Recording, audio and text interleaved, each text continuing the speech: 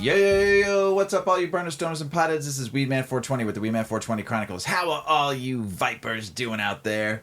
Mrs Weedman. Mr. Weedman. How the hell are you? Doing great. Awesome, I love it. Hey, all you vipers out there, hopefully you're smoking some big fat doinks while you're listening to the show. Mrs Weedman and I are about to get normal, and we are smoking another strain given to us by a new craft grow here in Illinois called Redemption Botanicals, DNA Genetics. We talked about them on the last show. They gave us 2 strains to smoke, and this is the second one we're trying out. And this week we are trying out SharksBreath. Didn't. This is SharksBreath 2.0, and this is a cross between Meat Breath times SharksBreath. And I will tell you this, when I was grinding this, the smell was so pungent and so diesely. And so it smelled like pot roast that your mom would make with roasted potatoes in the oven. That's just my nose. But I enjoyed it. It made my mouth water. So this is what I like about these 2 strains we smoked from them, the DNA cake from last week and then the SharksBreath this week, is their nice medium THC percentage. This one is 19.38% THC, which, oh my gosh, finally someone's getting it, because here's why. Terpenes, again, even higher than the last strain. This one is 2.88% terps. Nice, nice. Lovely. That's why you smelled it so much. Oh, yeah. And their flour is nice and sticky. And Oh, yeah, I was grinding it up and Yeah. a little sticky. It's pretty. Top terps, limonene, beet carotene, like we talked about, it's clove and peppery, linalool, osamine, which you don't see a ton of in a lot of strains. It's nice. And osamine is, just so if you don't know, it's the smell is woody, floral, and citrus. Now, the flavor on this is really cool. It's citrus with a little hint of pineapple. The tasting notes. We'll be a little taste of that, see if I agree. Tasting notes are chemically, citrus, diesel for sure. I taste earthy and spicy. Spicy! And then the effects are euphoria, happy, relaxing, uplifting. And then you have, it's best for chronic pain, depression, fatigue, nausea, and stress. Nice. I'll just take a batch of that. Thank you. Everything on this is right up my wheelhouse. Especially with the terps, especially with the THC percentage. Say that last terpene. Osamine. Osamine. Ocimene. And we've talked about it on prior shows when we did our whole talk on terpenes a few times and stuff like that. But not a terp you see too often in a lot of strains here that I've smoked in Illinois. Very nice. Good taste.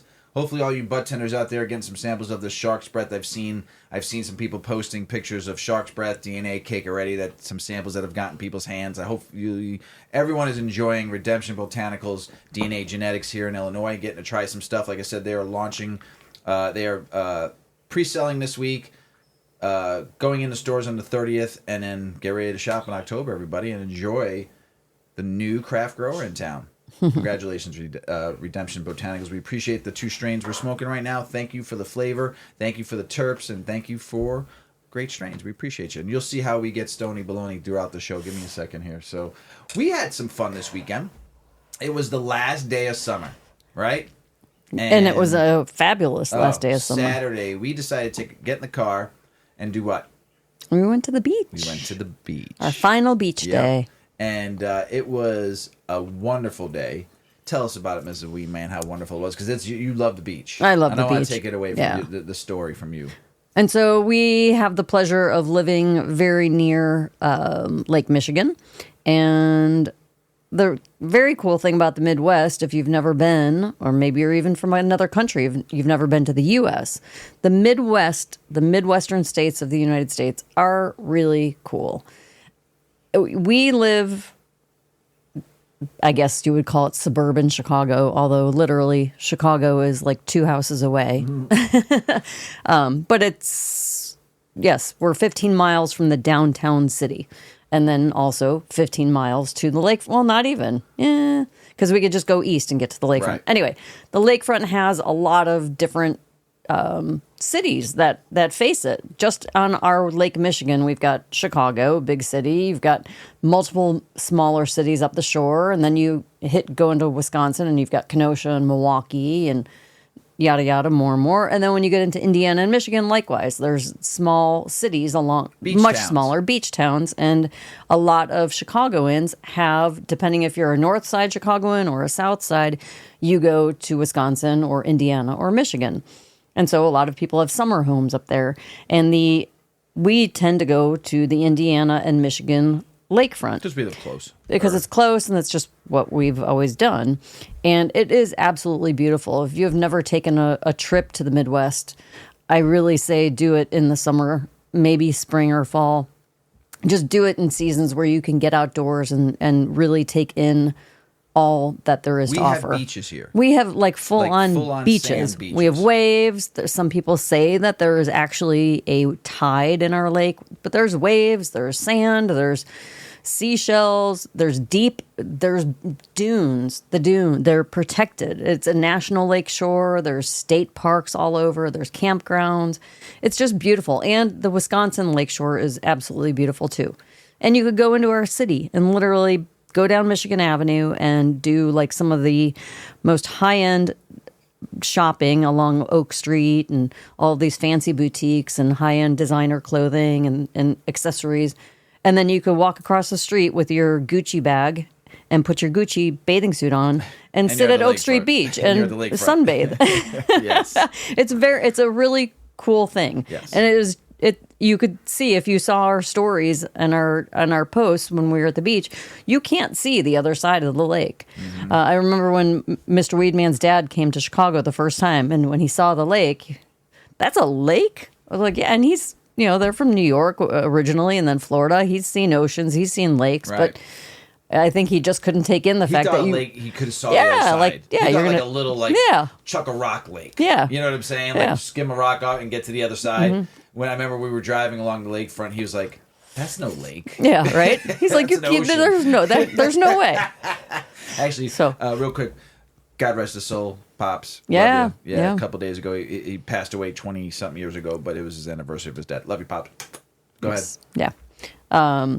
So we were at the beach. So we have been going these last couple summers. We don't take the drive all the way up to Michigan because we have the dog, so we need dog-friendly beaches. We've found ourselves getting to the nearest beach that allows dogs. And so that has put us, this summer, we've been going to the Gary, Indiana beaches.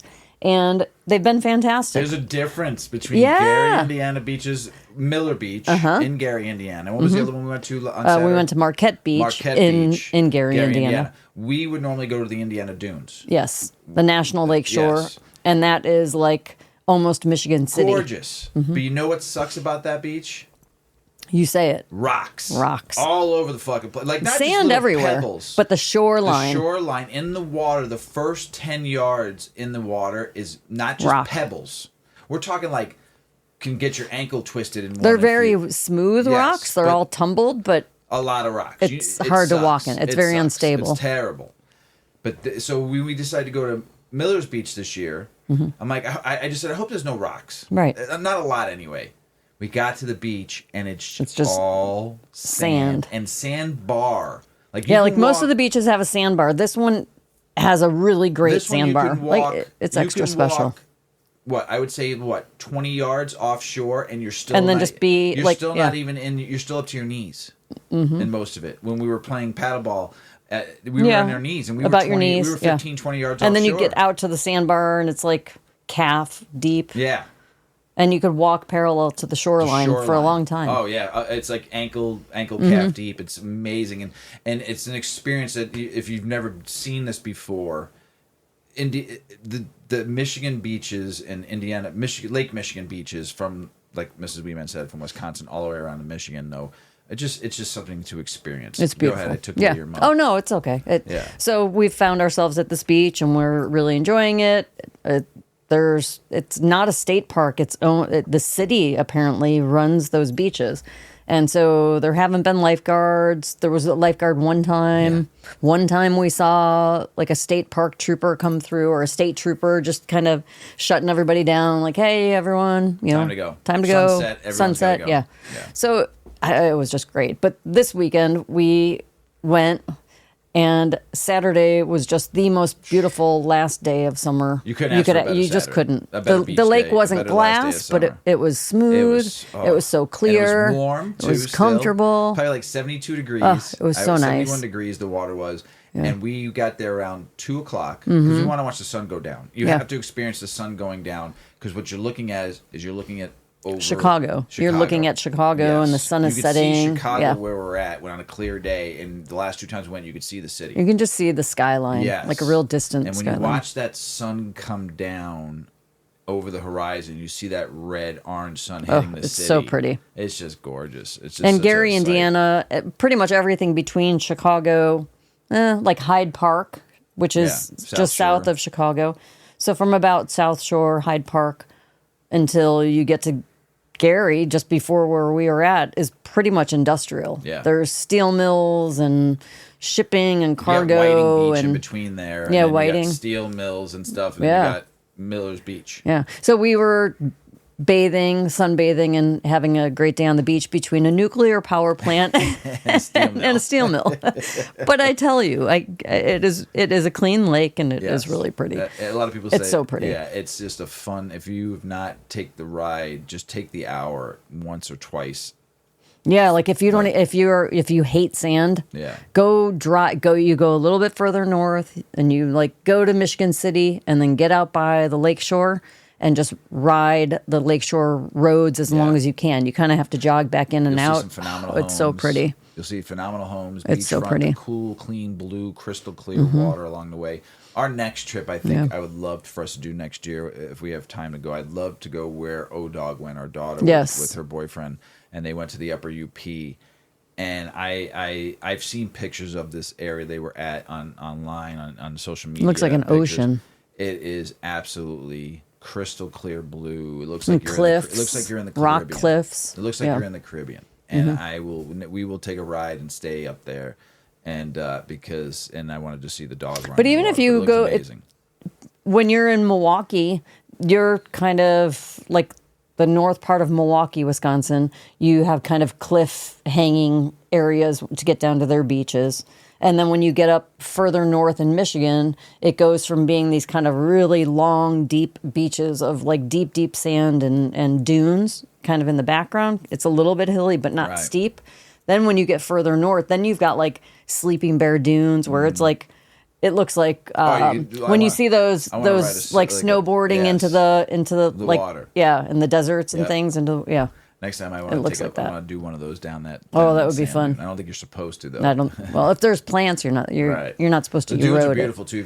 It's all protected. The dunes in Indiana all the way up to Michigan. I mean, they're gorgeous. They have like stair trails where you can take stairs. You can hike along the lakeshore. You can camp. You can camp in different places. It's beautiful. Experience. It's not not costly at all. Yeah. To take a drive. Put some gas in your car and go spend a day in there's awesome restaurants. Yeah, and the little towns. Little towns, you can like map it out on lots Google of breweries, Maps. wineries, breweries. Yeah. Mrs. Weedman tried to go into a strip club on the way home. But we pulled in. She saw the strip club and almost hit the fucking bridge and fucking tumbled all over the fucking place. I'm like, what the fuck did you just do? Oh, I see. You wanted to go in Deja Vu. All right, let's go. I always wondered where it was. I'm like, I mean, come on, let's go. Let's go. Yuki was going to wait in the car. Yeah, we were Yuki waiting. We were going to bring her in a bathing suit if we had to. See if we can get her a job. Instead of going to the strip club, though, we stopped and got Dairy Queen. Yeah. Because we're over 50, so it's like, fuck it. We'll give Yuki the bikini, and we'll take the ice cream. Good. Thank you. So good. Miss Weedman wanted to go to a strip club and said she took Mr. Weedman and fucking Dairy Queen. I'll take it. After I rode the curb, almost went off the bridge. What was my problem? I think we were still a little high. I think. We smoked a fatty like an hour and a half before we left, and I was fine. Right. And like we're driving. Double whammied you. Oh my Lord. I just remember like all the roads look the same, like the driveways. Like I don't know which one I'm supposed. Well, like none of the roads. Stop lying to everybody out in the world. You really wanted to go to Deja Vu. I did. I wanted to go all to my Dairy life. Queen. I've seen those signs on the side of the road. I had needed to know: are the girls really the best? It always said the best girls. $5 lap dance. I mean, what is a lap dance like now? 15, 50? It's like 20 now. $20. $20. Inflation needs to. I don't know about a Deja Vu, but probably the city of Chicago, they're probably $20, but probably they're like 10. Those girls should be getting more for doing shit like that. Yeah, they should. Fucking prostitution's the oldest profession in the world. I mean, hey, it's the oldest profession in the world. Yeah. I mean, so hey, I said, hey, I didn't want to go to the strip club. I wanted to go to fucking Dairy Queen. You fucking drove through the bridge over the hump to get to Deja Vu. I was just curious. Yeah. I wanted to see how trashy. I thought it was just going to be this huge building. I thought it would be fancy, like with valet service. I mean, those signs, they make it sound really special. Should have stopped and found out. I would have stayed in the car. It was like I would have stayed in the car and watched Dookie. Divey strip joint, like buried back in trees. I would have stayed in the car with Dookie. You would have went and enjoyed yourself. I'm just kidding. Okay. Anyway, trust me though, everybody. Go take a drive along the coastline. I mean, and map it out. Stop at places. Stop at pinpoints, or just go to the beach next year. Take one day out of the month and go enjoy some life, or take every fucking one day a week and go to the beach and enjoy your life. If you have a day off and it's 85 degrees outside, it's an hour drive from the south side of Chicago to go to Miller's Beach and sit in the sand and just look at that beautiful water that was put on this earth, and go get stoned and float around the water a little bit and just enjoy life. Mm-hmm. Mm-hmm. Or if you live around any kind of lake or ocean, just go do it. It's so peaceful just putting your feet in the sand and just smoking a J and looking over the horizon and then watching the sun go down. It's just so calming. I mean, I never want to leave. We get there and it's like, oh man, it's time to go already. Shit, we've been here for 5 hours. We've always loved the beach though. So if you have a chance, or you live by a beach, or you take a vacation, spend some time on that sand and let your body just float away for a little while. Oh, got a new listener I'd like to thank. Somebody reached out to us on Buzzsprout, or somebody messaged us on Buzzsprout from Cleveland, Ohio. No name on there, but thanks, Cleveland, Ohio. Appreciate you listening, man. Thank you so much. You ready to get the show started? Let's do it. Let's do this. We got some very interesting articles this week on the show. This one is very interesting, and what I like about this, there's also a weed guide too, that I'm going to go over briefly, but we'll post it. Okay, and so. Cannabis contamination, rampant urgent warning issued. Colorado legalized cannabis a decade ago, with Washington quickly following suit. Years later, California came online, triggering what many dubbed the green rush. Now only a few states without any from legalized weed remain. A garden gummies are more normalized than ever. Cannabis commissions and lawmakers embarked into unknown territory as voters and politicians enacted reform. After working out the kinks, the wheels and cogs are starting to hum, and some safety measures are beginning to show their worth. Now, bad actors are rising to the top, but one advocacy group has the answer to keeping consumers safe. Cannabis recalls are mounting. We've talked about them. Every state has a cannabis industry challenge, but recalls and dirty weed are popping up all over. Board-certified emergency physicians Dr. Leigh Vincourt believes these bad apples may spoil access for the whole bunch. Many physicians are hesitant to recommend cannabis, even when they believe it could offer relief to patients due to the concerns about safety of cannabis products available, said Dr. Leigh Vincourt, board-certified emergency physician and recognized television medical expert, in a press release. Missouri has issued multiple massive recalls for over 100,000 products manufactured. All that waste. With untested cannabis and hemp. Dozens of shake, trim, and flower batches may have been cultivated with banned pesticides in New Mexico. Meanwhile, California company West Coast Cure Products have tested positive for banned insecticides over the summer. Crazy. Home grow. Fight for it if you don't have it. Everyone deserves clean weed. Do you hear me? Just like everybody deserves clean water, clean air, clean food, clean weed. You're putting that in your body. You're ingesting it. Mrs. Weedman just found out about apples today. Yeah, you have no idea. Apples. My mind right now. I'm literally Schmapples. thinking. How do you like them I'm schmapples? listening to you, but that's all I'm thinking about we'll right talk now. about that after this article. So, Mrs. Weedman learned something that I think my dad taught you years ago when he was alive. Taught you about schmapples. But it's more about something within that something. So we'll remember get to that. I will get to that. So, everyone deserves clean weed. Do you hear me out there? Okay? And patient advocacy groups, American for Safe Access, ASA, has taken it into their own hands with a new banger. This is we're going to post this for everybody. It's a whole pamphlet that they did, a PDF that's just wonderful. What's in your cannabis? A patient and consumer guide to navigating cannabis safety. So, patient and consumers deserve access to safe, reliable cannabis products, but the reality is that not all products undergo rigorous safety testing. While recalls are a sign of a healthy regulatory system, they are a good reminder of cannabis safety issues. Even in regulated markets, ASA President Steph Scher said in the press release, consumers have the power with the new weed guide. The Cannabis Consumer Safety Guide covers the gamut, ensuring customers are prepared to identify potential red flags while shopping in the regulated market. Isn't that crazy? We have to be scared of going in the regulated market when I never, ever was scared to get my weed from my plug or buy it from somebody that was growing it back when I was younger. I knew growers when we lived down south, and I got my weed from them. Never once in my life of smoking weed, even regs that I would get from Mexico, was I ever scared of smoking weed, of it ever being contaminated. Right. I've never I've been smoking weed since I was 13 years old. Okay, now I took some breaks here and there. But I'm telling you what, that has never crossed my mind, not once in my weed smoking history, until the last 4 years. Isn't that crazy? Yeah. Have you ever heard me say, I'm scared to smoke this weed?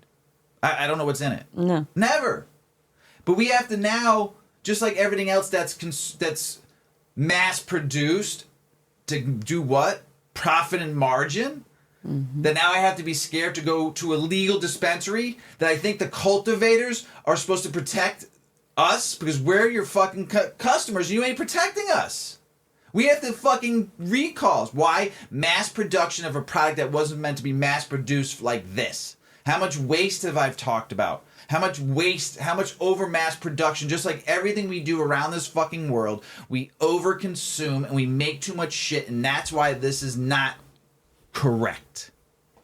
What I'm reading you right now, what I've read the last 5.5 years about contamination and shit weed and stuff we got to worry about going to a fucking dispensary and our cultivators are supposed to protect us. And this is the kind of shit we got to worry about? Are you kidding me right now?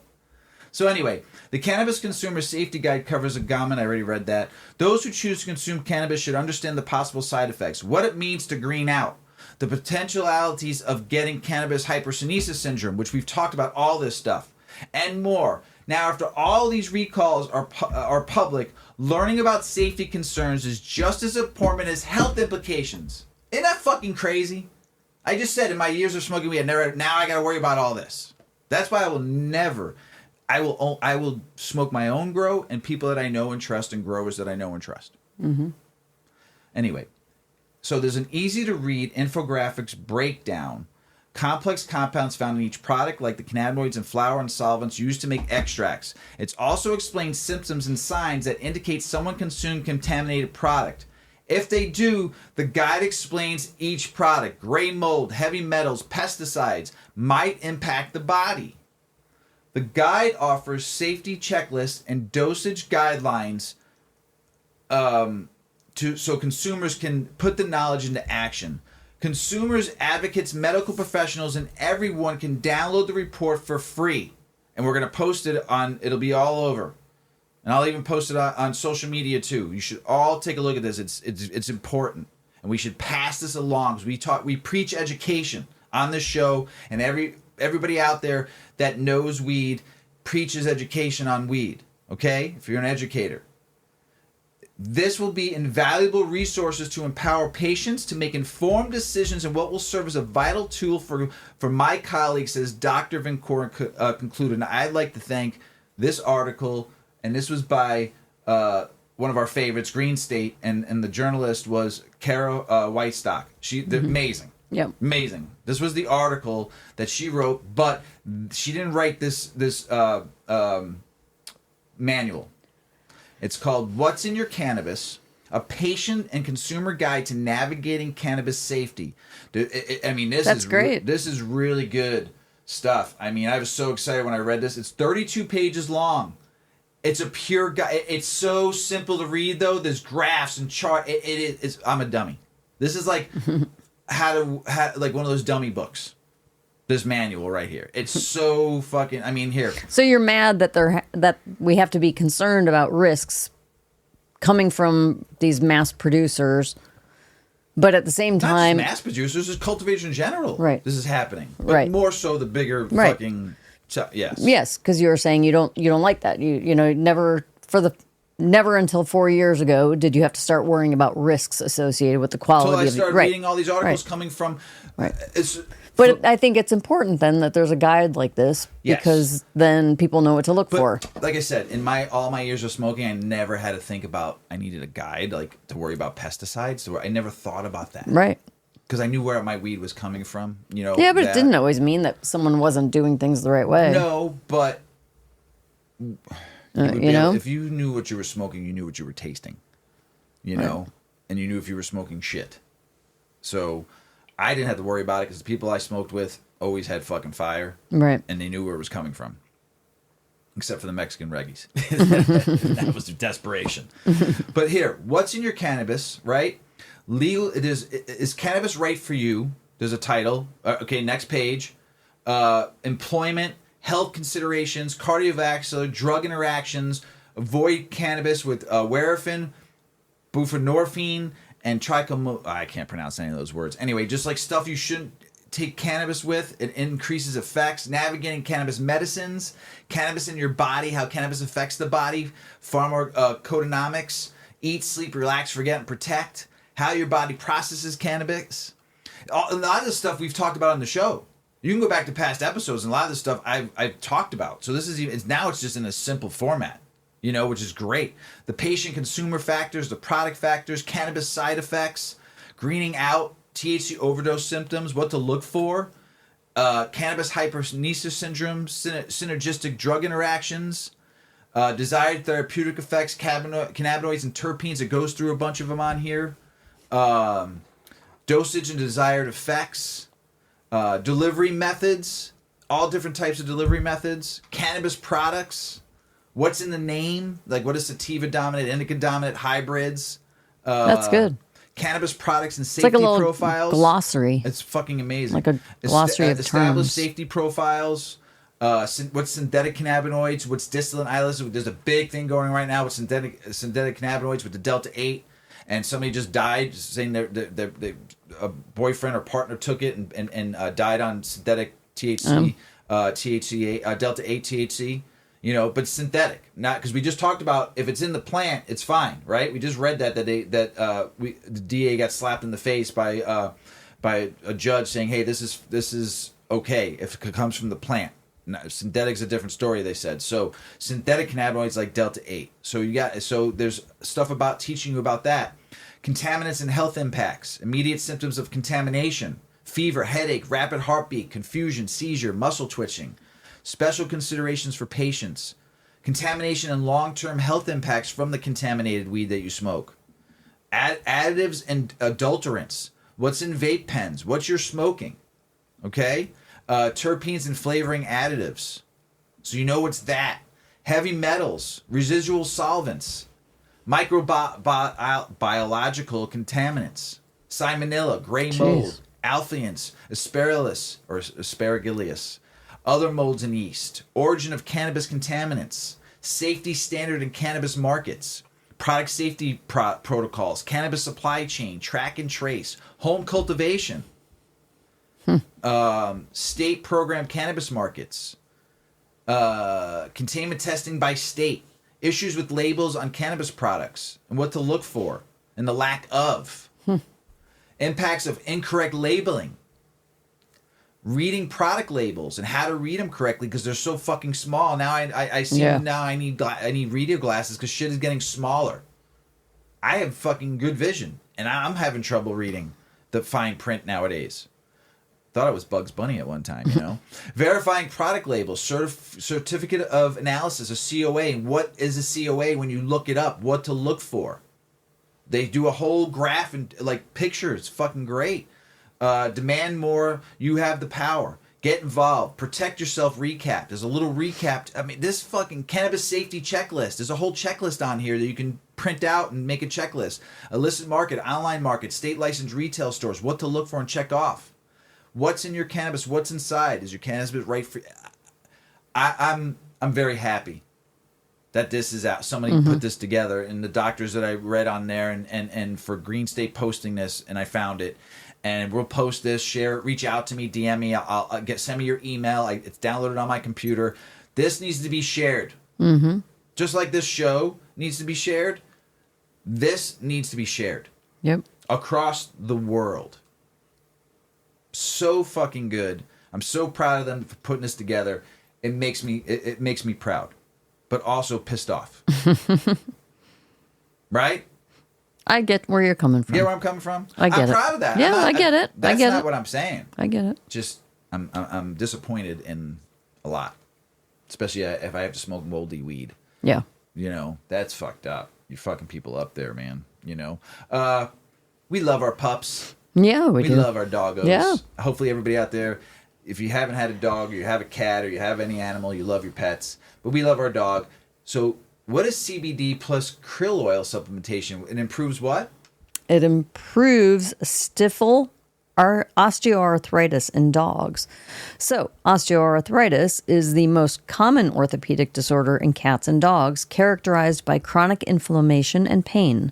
Cannabis contains cannabidiol, or CBD, a substance with pain relief and anti-inflammatory properties. The use of CBD supplements has been increasingly intertwining in veterinary medicine. This study aimed to evaluate the clinical efficacy of CBD plus krill oil supplemented biscuits against canine osteoarthritis. In total, 30 dogs with stiff. You sound like you're stifle. stiff. It's stifle. Osteoarthritis were randomized and divided into placebo, krill oil, and CBD and krill oil groups. Okay, so they were divided into a placebo group, a krill oil group, and a CBD plus krill oil group. So a canine brief pain inventory questionnaire was used to evaluate the efficacy of each treatment against pain. Stifle temperature was monitored to identify degrees of stifle inflammation. The scores of the krill oil and CBD plus krill oil groups gradually and significantly improved after 2 weeks of treatment, although the stifle temperature of the three groups at different periods did not significantly differ. In conclusion, CBD plus krill oil supplements are safe against canine OA, or osteoarthritis, and CBD can reduce pain and inflammation. Canine osteoarthritis is one of the common disorders in pets affecting a single or multiple joints that cause pain and quality of life impairment. It is characterized by the deterioration of articular cartilage, osteophyte formation, bone remodeling, soft tissue changes, and low-grade inflammation. Currently, non-steroidal anti-inflammatory drugs such as meloxicam and carprofen are the drugs of choice for canine OA treatment and are frequently used for long-term treatment. As a result, the significant adverse effects on the gastrointestinal and renal systems are concerning. Therefore, during the chronic stage of OA, nutraceuticals play an important role in managing pain with fewer side effects.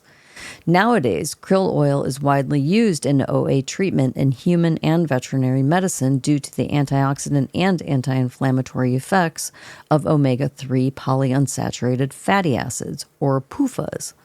Cannabidiol. What's a PUFAs? It is a polyunsaturated fatty acid. PUFAs. Cannabidiol, CBD, same thing, is another alternative agent that has gained recent popularity.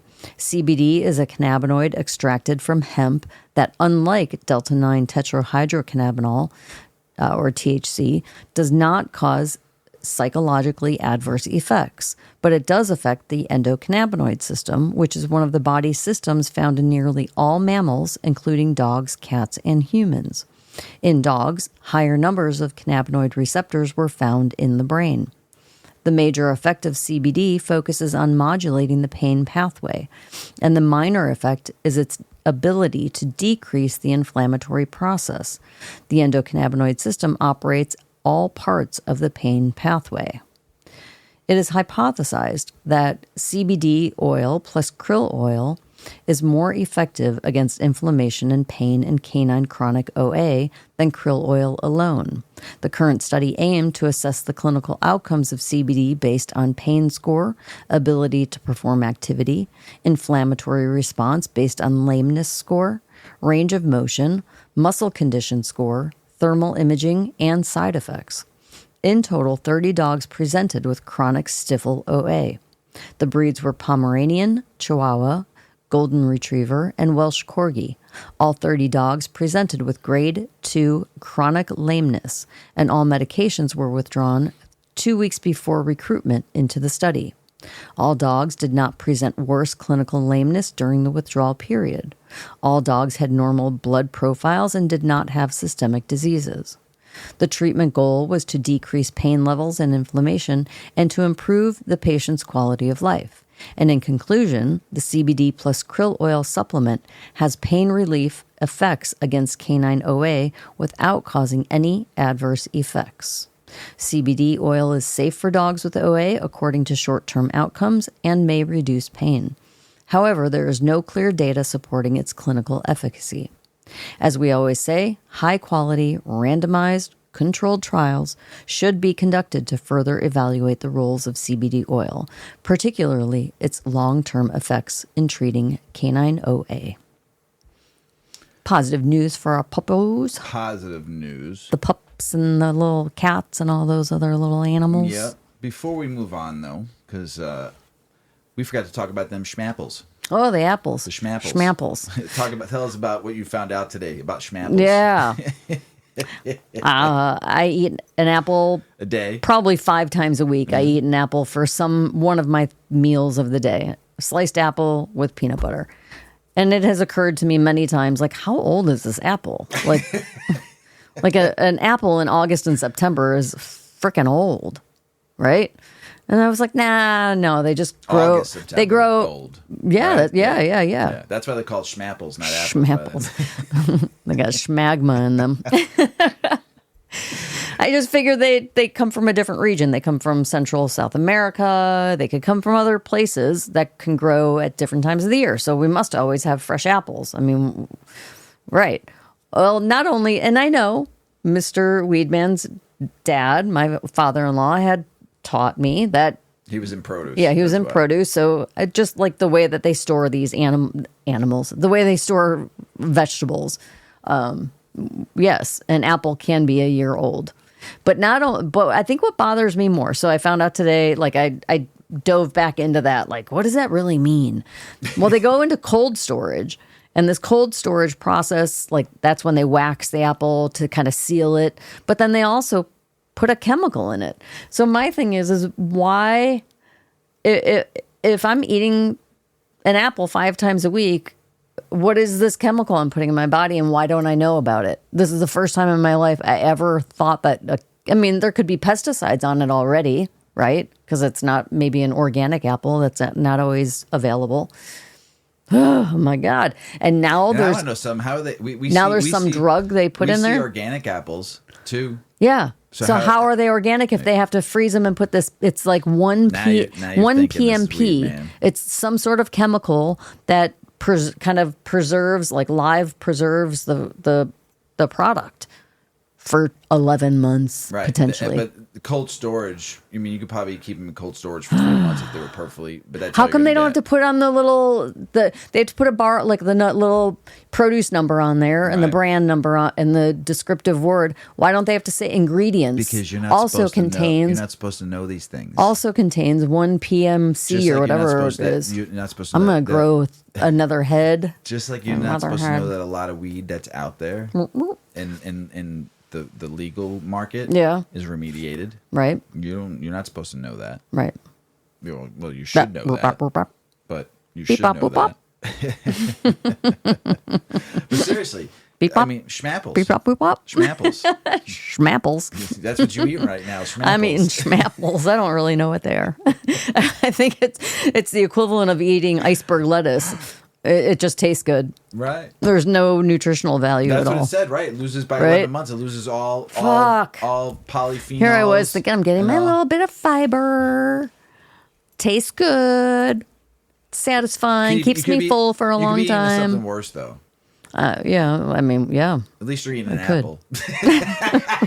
Schmapple. Well, actually, this time of the year, schmapples. Schmapples. Don't worry, you got about 30 more days and like Of the real schmapples? apple. No, then you'll have apples. 'Cause They they'll better be. harvesting from. Yeah. They're harvesting now, so you'll start getting fresh apples. Somewhat. So That's good. schmapples. Schmapples. If you're out there struggling to afford, I'm giving you the commercial now. If you're out there struggling to afford weed, experts share smart ways to save money and stretch your cannabis. Because Crazy Eddie says, you're insane. That was an old commercial from the 70s. Let's face it, sometimes we have what we need and sometimes we don't. During times of financial strain, we make adjustments, canceling streaming subscriptions, cutting back on snacks and maybe some schmapples, driving a little further to find better deals, or opting for cheaper alternatives to products we consume the most. But should we also be cutting back on our cannabis consumption? I say no. But anyway, in the current U.S. economic climate, many Americans are asking, how much of a budget goes to cannabis? And what's the best way to manage it during challenging times? I'm going to say this. I was a cigarette smoker for a very long time. And even when I was broke, I still found money to go buy me a pack of cigarettes. I did. I don't know how I did it, but I found out. I found it somewhere. Couches, Well, it's piggy funny. banks. Because there was just like a viral video the other day of this lady at a food cart and she didn't have any money and the guy gave her a free sandwich and she was like, wow, thanks. She walks away and she's got a smoke in her other hand. I'm like, she smokes are expensive, probably It's like more than food. $15, $16 a pack if you're in Chicago, maybe 20 Yeah. now. I haven't Maybe bought- she bummed one off of somebody. Maybe, but who knows? But you find ways, you know. Top tips to save money on weed. Even though in legalized cannabis markets, weed is getting more affordable, many Americans are feeling the impact of inflation like never before. So it's important to be strategic on how we acquire and manage our cannabis, says Dr. Juliet Sabatini, a physician specializing in psychoimmune urodecrinology. Jeez. New to me. Psychocommunurology. Was that like 12? 10 syllables on that word? Something. That's fucking hard. I still gotta clap when I gotta fucking do I still gotta clap when I gotta Sorry, I finger count sometimes. So yeah. So what should we do? When it comes to answering the question, it's important to recognize that everyone's situation is unique. While this article will offer general advice, and maybe Mrs. Weedman and I will offer some advice too if you want to listen, individual circumstances will always vary. There are many ways to consume cannabis as there are users. Some people need it as medicine every 6 hours, while others may use it recreational once a week or a month, says Sabatini. This is why many recommended home cultivations during financially tough times. Not only does it offer economic benefits and independence, but it also allows for control over the levels of THC and CBD in your product without trusting lab tests blindly. What if you can grow? Do it. Mm-hmm. Learn to grow, or like we said, find somebody that can do it and work with them and do a little collaborative. If growing isn't an option, partnering with a friend can help ease the process. Mr. Weedman has said this, and also the Sabatini has said this. Practical tips from experts. There are also some practical tips for making your cannabis last longer and improving consumption habits. For instance, avoid mixing weed with other substances just to make it stretch further. Yes, I know people like spliffs. It's just not my thing, but it does become habit forming when you add. We knew one of O-Dog's friends, man. They were bong ripping spliff, like 3/4 fucking What's tobacco. the nicotine? 3/4 tobacco and the rest flour. You know, and that bong was disgusting. It stunk. You want it? No. But this is becoming a big practice in Europe too. But this person recommends avoiding it. Says Nicholas J. Rodriguez, a journalist at Cannabis expert. Rodriguez also suggests avoiding smoking first thing in the morning. Some people are wake and bakers. Some people need their medicine, but I'm not a wake and baker, so I save a lot of money. It's like that when you eat too much and your stomach expands. Then it takes more to feel full. The same can happen with cannabis. This Rodriguez recommends starting to smoke later in the day rather than first thing in the morning can help reduce overall consumption. Personally, Rodriguez likes to smoke after a meal and a shower. Kind of kinky.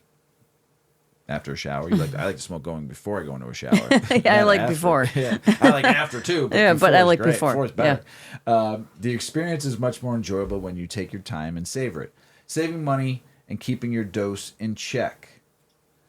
Sabatini also recommends doing a 2-week THC detox. This helps resensitize the body's receptors so that when you introduce THC, the effects are stronger, even with a lower dose, as Dr. Sabatini explains. Not everybody can do that. Some people needed medicine. I mean, I haven't taken a tea break in a hot minute, but I did when you did. I don't know. I ate edibles for a couple of days, and I stopped everything for a couple of days, and all of a sudden, I smoked my first joint with you, and I was like, damn, I'm baked. So, to reduce THC consumption while managing anxiety, many experts recommend using CBD as an alternative. Microdosing and rotating strains can also help conserve your stash. Yes. Also, I've talked about this, man. Don't get stuck on one strain. Like, variety is the spice of life, and different strokes for different folks. But with flower, man, have some fun with it. You know. If you're a frequent user, keep your doses at frequency low to prevent building up a tolerance, so you don't need to consume more for the same effect, advises Sabatini. Navigating tough times. Sabatini emphasizes that you are using cannabis consistently to feel better, but don't have medical diagnosis or professional guidance. You might be masking symptoms rather than addressing them. In such cases, consulting a healthcare professional may be better and a course of action. Additionally, Sabatini points out that buying from local producers and cooperatives, as well as hunting for the best dispensary deals, can often be a cost-effective way to access cannabis. Also, if you go to cannabis farmers markets, which are great because you're not paying heavy taxes, you are paying you're getting product from that grower right there that you can ask questions and smoke, and man, they might even share a joint with you right there. They'll roll one up, man, and say, hey, I got one rolled, do you want to smoke it and try it? And then you're definitely going to buy it. That's the fun part when you get to smoke with a grower. Sabatini points out, like I said, buying from local people.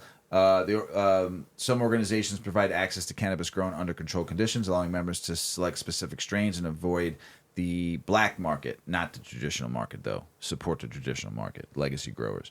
And here's another tip. If you're growing at home, don't throw away the small trimmings from your plant. Don't throw away anything from your plant. I mean, learn how to use everything. You can use that for baking edibles. We've talked about you can use the leaves for juicing. You can make so many cannabis products. We've talked about also that Sabatini concludes, as a well-known phrase goes, we've got to make it through the winter because winter's coming. This article, it was pretty good. I do like it. Hopefully this helps people save some money and shit, you know. This was a good one for you. Key information about joint pain and medical marijuana.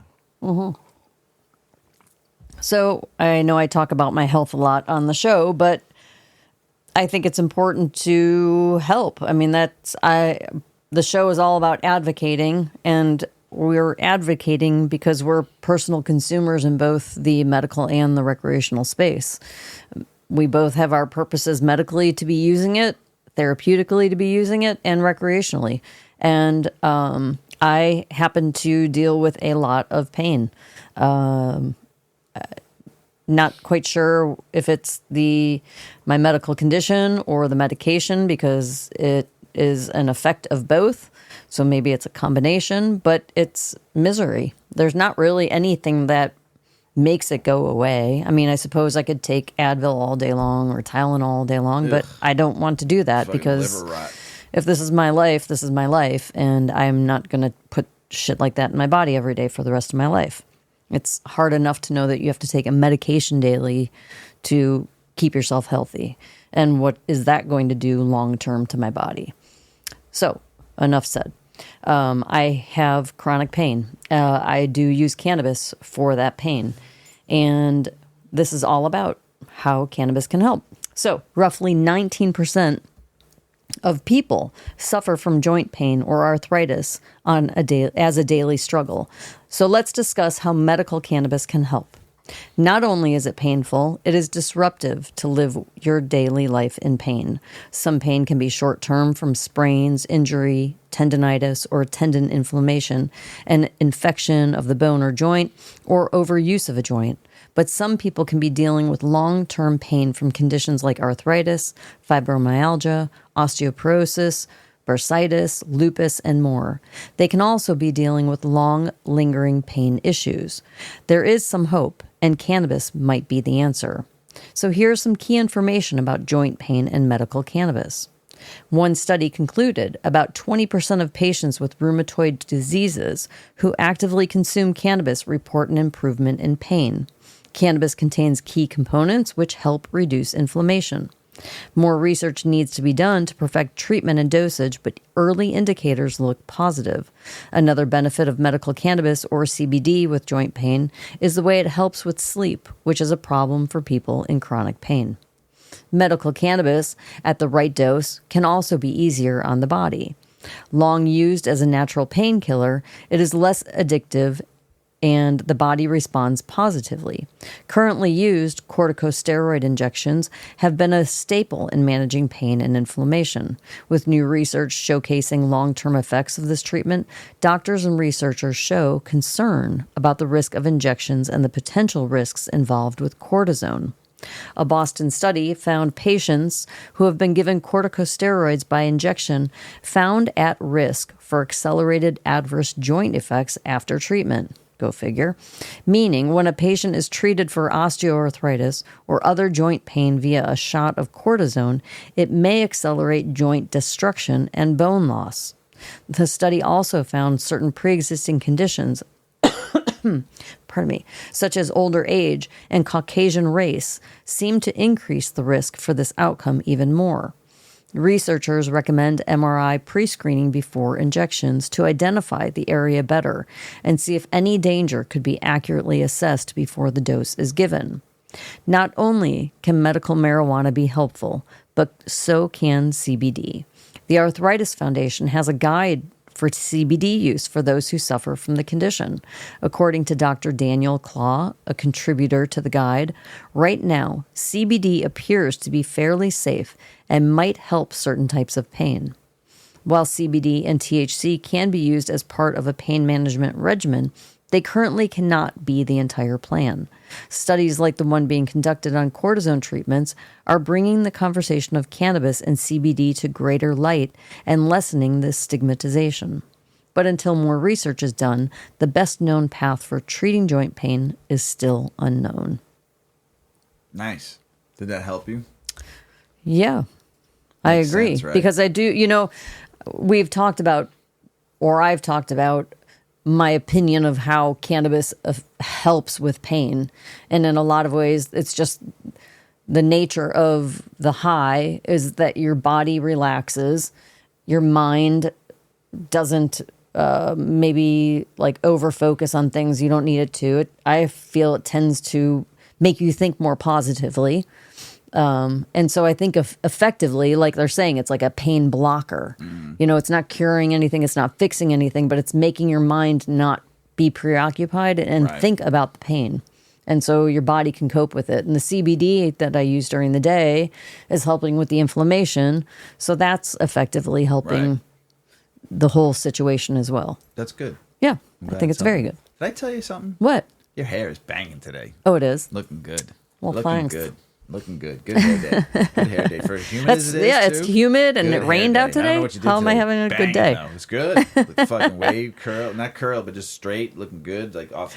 He's afraid to say that it has wave because I'm always wave. trying to get my No, hair there's no straight. wave. Like There's he's no like, wave. no, it's None. totally straight. None wave. And you know I always say bring back the wave. My hair gets wild if I let it air dry. What are the two most fucking bugs I hate the most that I mention all the time? The bugs you hate the most: flies, mosquitoes. There's one more. There's two. Flies, I don't give a fuck. They don't bother me. I can kill them.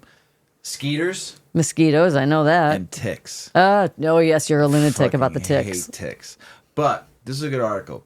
Can CBD kill mosquitoes? Oh, New research reveals surprising results. A new study reveals that CBD can kill mosquito larvae, even those resistant to insecticides. Is CBD the best natural insect control? Damn. In significant breakthrough for the fields of pest control and natural insecticides, a recent study has revealed that CBD, a compound derived from the hemp plants, has the ability to kill mosquitoes. Skeeters! I fucking hate skeeters. Mainly mosquito larvae, including those resistant to conventional insecticides. Published by researchers at Ohio State University, the study explored the effects of hemp leaf extracts that contain CBD on the larvae of the yellow fever mosquito, which is responsible for transmitting diseases like Zika, dengue, and yellow fever. These findings represents an exciting new avenue for sustainable mosquito control, especially as global efforts to combat pesticide resistance intensifies. That's great. CBD, a new weapon against deadly mosquitoes, the growing problem of insecticides resistance. Don't forget, that insecticide goes somewhere. It kills skeeters, but it's sprayed all over the place. And guess where it goes? It goes in your land, where we get food from. It goes into your water, where you drink from, and it goes into your air, which you breathe from. And those are the three things we need to survive.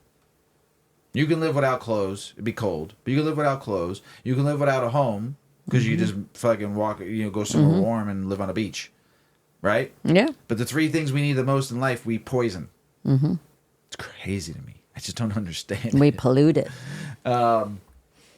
CBD is a natural insecticide. The study, the Ohio State University research team created an extract from hemp leaves by soaking them in menthol. Nice.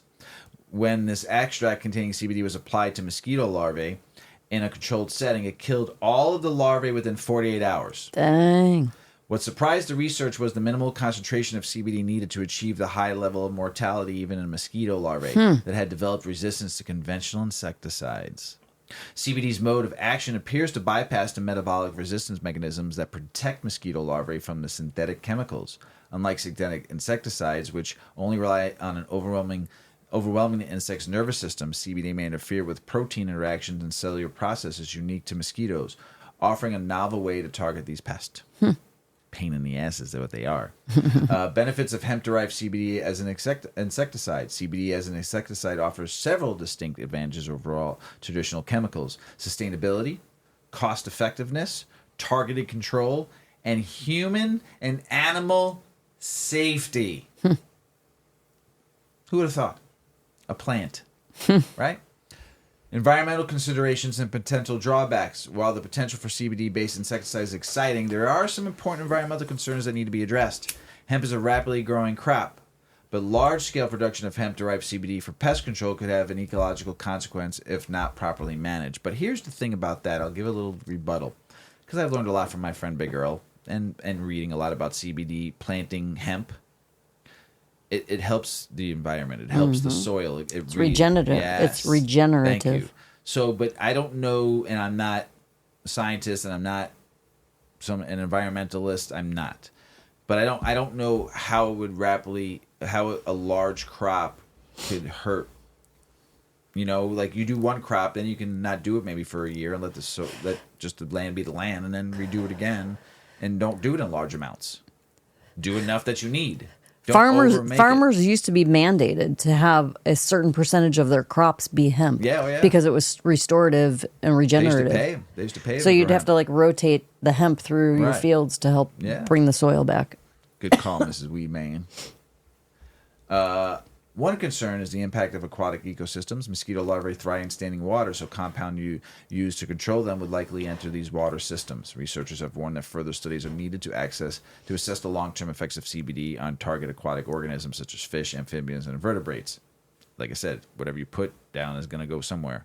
While CBD is generally safe for mammals, it may have unintended consequences in ecosystems that rely on delicate balances between species.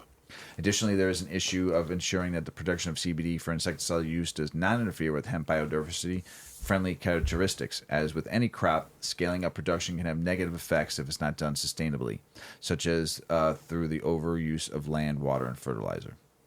Broader applications and future research directions. The discovery of CBD insecticide properties could extend beyond mosquito control. That's great. Another area of interest is genetic engineering, where scientists could potentially enhance the insecticidal properties of a hemp plant, allowing them to produce higher concentrations of CBD or other cannabinoids to have pest controlling effects. Such advancements could lead to the development of biopesticides that are even more effective and easier to produce. State research on natural insecticides. CBD success as an insecticide is part of the growing trend, using natural compounds to control pests. Awesome. However, CBD could offer a key advantage over these other natural insecticides by targeting resistant mosquito species, which have become a major problem for global public health efforts. The next steps in the research will focus on fine-tuning CBD application methods, determining optimal dosage, and ensuring that it can be produced and deployed at a scale without negative environmental impacts. The discovery of CBD's ability to kill mosquito larvae opens up an exciting new world of possibilities for the future of natural pest control. As traditional insecticides lose their effectiveness and the environmental of chemical pesticides become more apparent, yeah, it's not killing bugs anymore. The only thing it's killing is us. All those insecticides give us what? Cancer. And other stuff. Well, nobody will admit that, but we could presume. Yes. I'm pretty confident. Assuming and presuming and all of it. However, as any new technology, further research is needed to fully understand the long-term impacts and ensure that the benefits of CBD-based insecticides are maximized without compromising the environment. In the meantime, the hemp industry continues to grow, potentially transforming from a source of wellness products to a critical player in global fight against pests. Those fucking skeeters. Can I have a hit of that wonderful Redemption Botanicals SharksBreath 2.0, please? Is it lit? Oh, it is. I like to thank them for getting me stoned. Now I'm going to get re-stoned on part while Mrs Weedman talks about how marijuana use does not impact working memory and other brain processes. The American Medical Association study finds. Throw the left and the right one more time, Mrs Weedman. There you go. Tell us about it. Yes.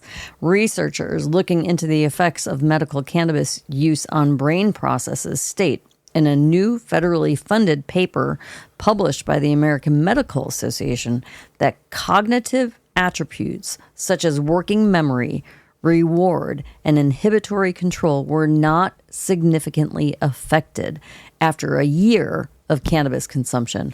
Woo! Yay! Like imagine a big crowd screaming, woo!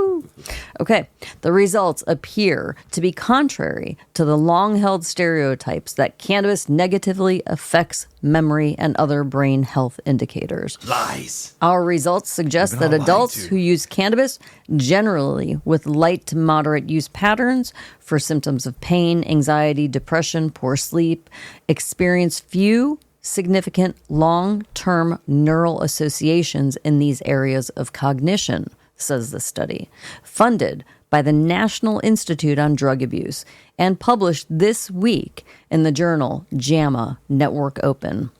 Researchers recruited 57 newly certified medical cannabis patients from the greater Boston area and used functional magnetic resonance imaging, or fMRI, to monitor brain activity during a variety of mental tasks.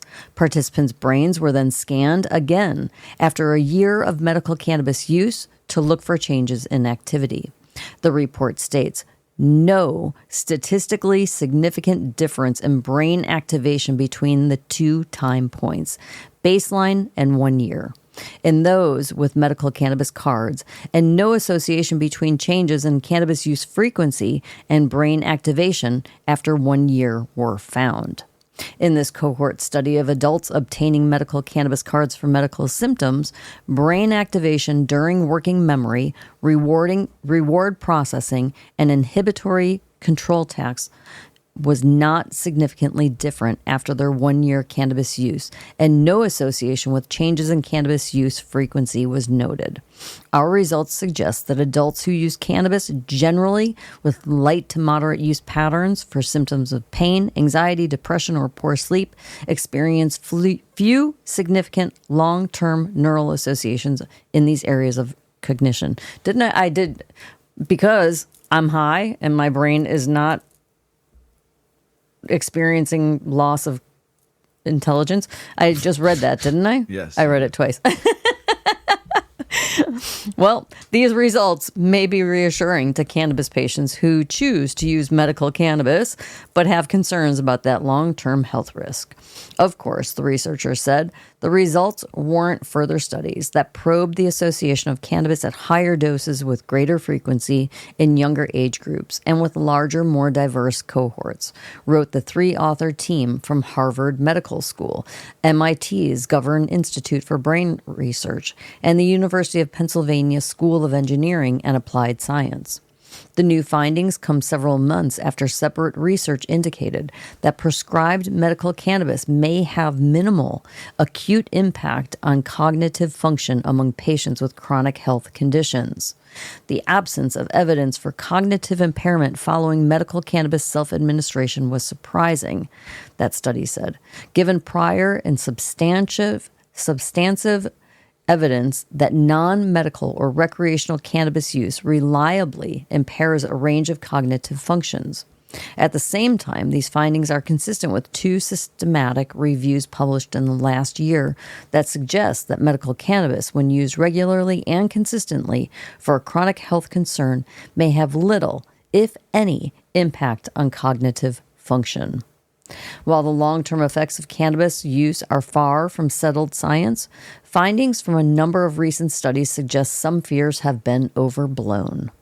A report published last year that drew on dispensary data, for instance, found that cancer patients reported being able to think more clearly when using medical marijuana. They said it also helped manage their pain. A separate study of teens and young adults at risk of developing psychotic disorders found that regular marijuana use over a 2-year period did not trigger early onset of psychosis symptoms, contrary to the claims of prohibitionists who argue that cannabis causes mental illness. In fact, it was associated with modest improvements in cognitive functioning and reduced use of other medications. That's huge. Clinical high-risk youth who continuously used cannabis. Thanks for telling me the acronym because I had no idea what fucking CHR was. Oh, clinical high-risk youth who continuously used cannabis had higher neurocognition and social functioning over time and decreased medication usage relative to non-users, authors of that study wrote. Did you hear that, everybody? Surprisingly, clinical symptoms improved over time despite their medication decreases. A separate study published in the American Medical Association that looked at data from more than 63 million health insurance beneficiaries found that there's no statistically significant increase in psychosis-related diagnoses in states that have legalized marijuana compared to those that continue to criminalize cannabis. Wow. Studies from 2018, meanwhile, found that cannabis may actually increase working memory and that cannabis use doesn't actually change the structure of the brain. And contrary to then-President Trump's claim that cannabis makes people lose IQ points, the National Institute of Drug Abuse says the results of 2 longitudinal studies did not support a causal relationship between marijuana use and IQ loss. Ha! Research has shown that people who use cannabis can see declines in verbal ability and general knowledge, but that those who would use it in the future already had lower scores on these measures, and that those who would not use it in the future, and no predictable difference was found between that doesn't even make sense to me. And there was no predictable difference found between twins when one used marijuana and one did not. This suggests that observed IQ declines, at least across adolescence, may be caused by shared familial factors like genetics and family environment, and not by weed use itself. NIDA concluded. Well, I think that's all really, really interesting. I think it's amazing. Yeah. So now you know it's because it's genetics. You're just a dodo. You're not going to get any smarter, honey. So, I mean, it's not because you smoked weed when you were a teenager. Nope. Some people are just dodos. Just dodo birds. Dodos. Remember Remember we talked about how to put out a joint? I'm a dodo. What? Remember I said if you want your joint to go out, just put it up along the ashtray facing up. You know That's what you said, yeah. Look, it's out. It's out. You wanted to test it out. Hey. So going back to like it's out. I know. I'm just deciding if I'm going to light it again or not. I probably shouldn't. Remember we were talking about how to save money on weed a little bit ago? Yeah. So don't put your if you're done smoking your joint, don't stop. Left. Don't stomp it out. Just let it. And don't put it downward into the ashtray. Make it face up. And within like 30 seconds, 40 seconds, it's going to go out. Yeah, it goes out. So save yourself some money. So it relates. It's not as yucky when you relate it. Right. Yeah, because you didn't push it in the ashtray and push it into ash to put it out. It's terrible. So, see, I learn something every day. Every day. Political and state news. This is big for Illinois. All last week going up into today, Illinois Supreme Court rules cannabis aroma alone is insufficient probable cause to search a vehicle.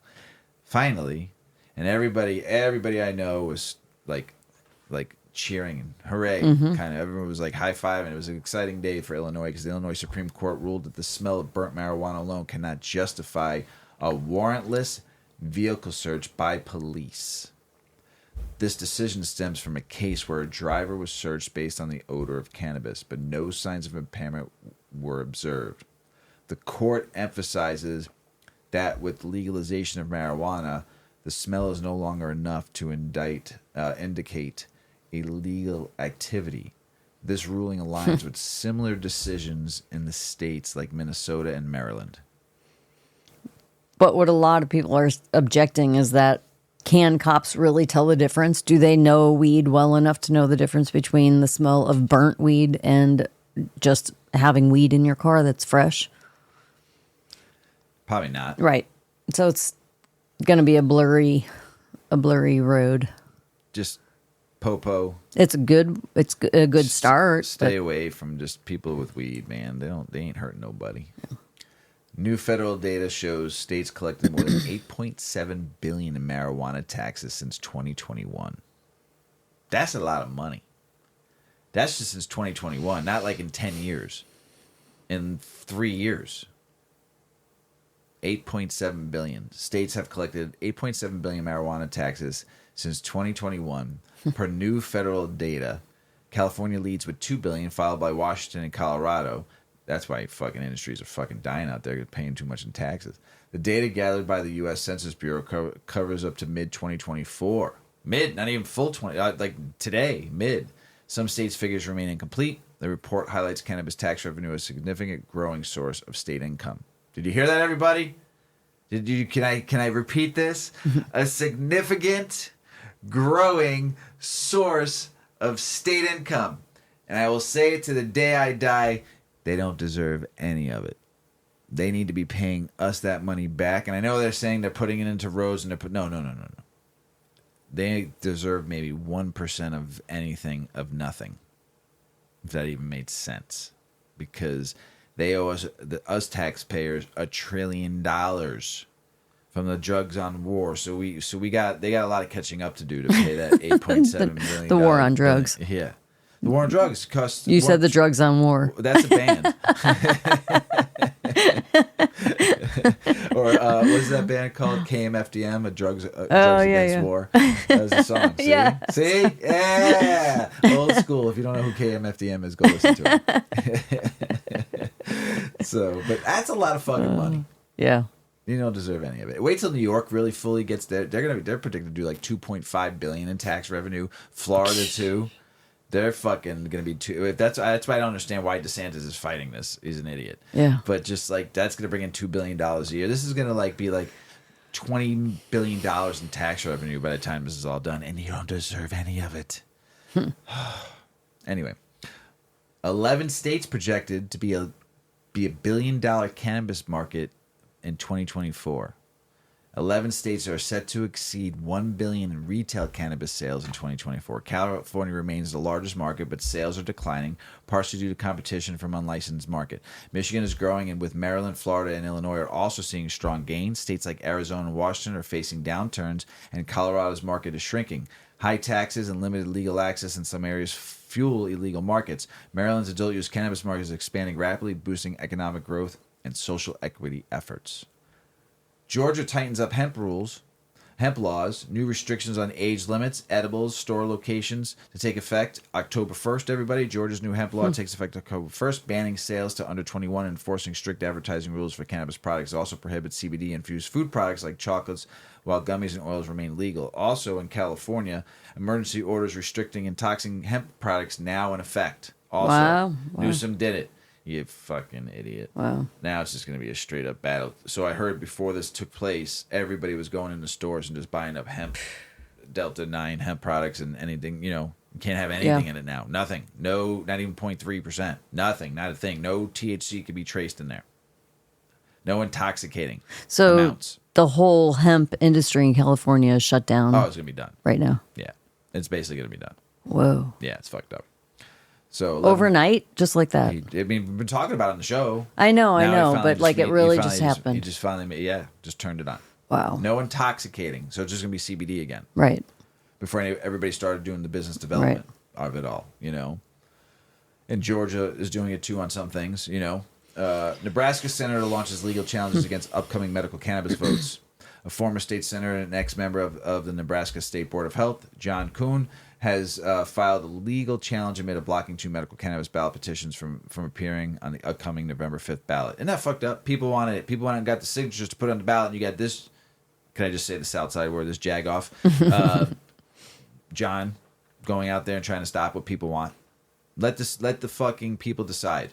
If they say no, hey, they said no. If they said yes, they say yes. There's nothing you can say or do about it. The complex impact of rescheduling cannabis on advertising. The rescheduling of cannabis from Schedule 1 to Schedule 3 drug under the Controlled Substance Act could impact advertising regulations. Currently, harsh penalties apply to advertising cannabis, but rescheduling may ease these restrictions. However, the cannabis industry faces unique legal challenges compared to other Schedule 3 drugs, particularly due to complex regulatory landscape. While rescheduling may reduce penalties, uncertainty remains around how the DEA and the FDA will handle cannabis marketing, especially given the patchwork of state and local advertising laws. New York marijuana sales could pass $1 billion in 2024 after a rocky start. Yeah, tell me about it.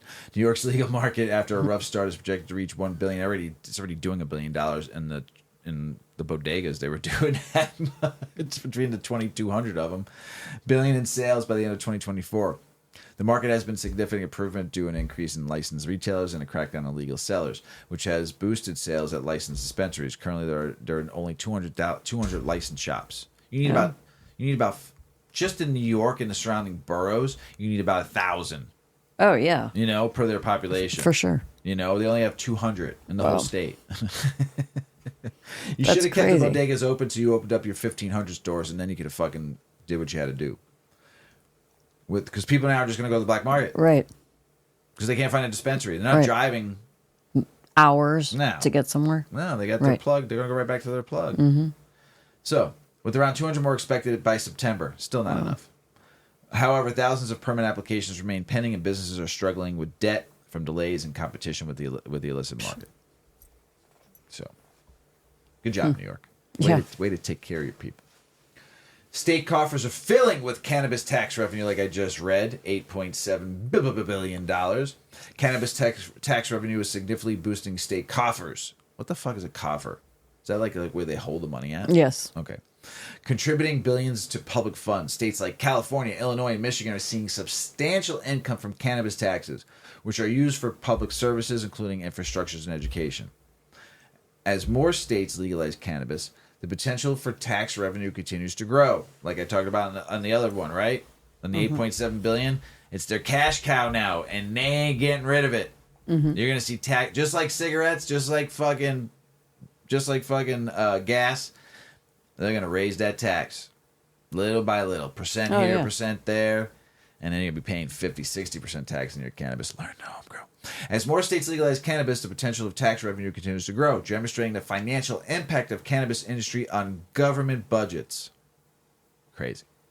Majority of Arkansas voters back medical marijuana expansion ballot initiative poll. Recent poll shows that 54% of likely Arkansas voters support a proposed initiative to expand the state's medical marijuana program, allowing patients to grow their cannabis and enabling the doctors to recommend it for any medical condition. The initiative aims to enhance existing laws by broadening the list of recommending professionals and extending card renewal periods. The measure is seen as a step toward broader legalization, with the court case pending that could affect its placement on the ballot. Oregon voters will decide whether to ease way for cannabis workers to unionize. Study. Legal medical cannabis could save U.S. healthcare systems $29 billion per year. You think the fucking healthcare medical system likes that here and there? No. Not at all. Because all that money... They want to keep it away as long as they can. Oh, yeah. But $29 billion a year, medical cannabis can save us. I'm sure they're working hard to create a synthetic cannabis. Oh, there is. We already know that. Yeah. Like, yeah. Epidiolex and all that stuff. Yeah.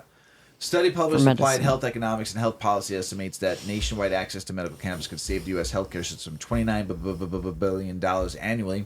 Employers in states with medical cannabis programs face 3.4% lower insurance premium cost. If all states legalize medical cannabis, employers could save... Ready for this? Employers can save $14.9 billion on individual plans and $8 billion for employee plus one plans, while employees would save $4.2 billion and $2.3 billion respectively. This represents a 0.65% reduction in total U.S. healthcare expenditures of a $4.5 trillion in 2022. That a lot of it that we pay for out of our own fucking tax dollars. That would shift the economy. Whew! We'd all be able to buy better homes. Yeah, but there'd be a lot of people out of work. Why? How? You know how many jobs that would affect if they could cut back that much? That's like you still need healthcare workers. I know, but you still need the healthcare system. I suppose you don't need to overwhelm it. Right. You go to an emergency room today here in the south side of Chicago. Oh yeah, it's 8 hours just to see a doctor. At least, yeah. Man, it ain't about money all the time. It's about saving I'm with humanity. you. I'm with you. Yeah. You know? Oktoberfest 2024. Beer, cannabis, and psychedelics. Oktoberfest 2024 faces new challenges with Germany's cannabis legalization. Woohoo! And rising popularity of psychedelics. As the festival is prepared to welcome millions, concerns grow about drug interactions, especially between alcohol and cannabis. Although cannabis is legal, Bavarian authorities consider creating cannabis-free zones to maintain the festival's family-friendly atmosphere. This reflects a tension between preserving traditional beer-centric festivities and adapting to changing drug laws and social attitude towards cannabis and psychedelics. I had to read that sooner. It didn't go to international news because I just figured it's Oktoberfest everywhere, you know? So you're going to see that not just only in Germany. You're going to see that everywhere there's an Oktoberfest party. People are going to smoke weed if it's legal. I did and do. Why not? I want some fucking Wiener Schnitzel in the joint, you know? Couple pints, you know, you're good to go. What are those big fucking mugs they call them? Steins, thank you. Drink 2 or 3 of those, a couple J's, good fucking... Sounds great. Sounds amazing. Some Wiener Schnitzel. A Wiener Schnitzel. I'm good to go. A brat. Yeah, and a pretzel. Bavarian pretzel. Oh, my gosh. We're going, you know where we're going? Where? We're going to go the beer stoop. Well, no, not the beer stoop. The house out... that good one. Yeah. Bavarian Lodge. Yeah, the Bavarian Lodge. If you haven't been to Bavarian Lodge, you need to go check yourself over there because it's pretty fucking good. Senate committee approves Doobie Act to prevent agencies from using past marijuana use to deny employment and security clearances. Barstool Sports getting in the game. Expands into cannabis industry. Portnoy getting in the game. How is he coming in? He's coming in hot with GTI Industries. Oh, and right now, not a fan favorite. Nobody's happy with them. Not a fan favorite right now. So maybe he's coming in to try to help out here. Barstool Sports partners with GTI to promote cannabis brands Rhythm and Dog Walkers through custom content. The collaboration helps bypass strict cannabis advertising regulations by leveraging Barstool's platform. So basically, what he's doing is it's not going to be one bite, everyone knows the rules. Right. It's going to be one joint, everybody knows the rules. You think? No, I'm just making fun of it. But whatever. It's gonna now. You know what? Every fucking Saturdays for the boys kid now is gonna be fucking smoking joints. Mm-hmm. Fucking, even though they do already, but now it's gonna be like even cooler, right? You know, to them because Portnoy fucking got involved. Maybe he's gonna do his pizza fucking thing with smoking a joint and eating a slice. Oh. I'm so stoned, I got a pizza now. One bite, everybody knows the rules.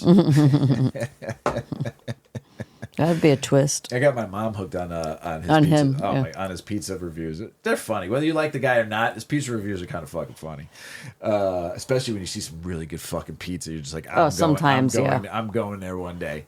So, FDA-approved cannabis-based drug shows promising results as a treatment for war veterans. Study finds improvements in cognitive, mood, and pain-related symptoms. Epidiolex, an FDA-approved CBD drug, may help veterans suffering from Gulf War illnesses by easing cognitive and pain-related symptoms. New research adds to growing evidence that cannabis can help veterans manage war-related illnesses like GWI and PTSD. Why don't you just forget the Epidiolex? Why don't you just give them real weed. CBD, not synthetic? Give them like what Mrs Weedman takes, tincture.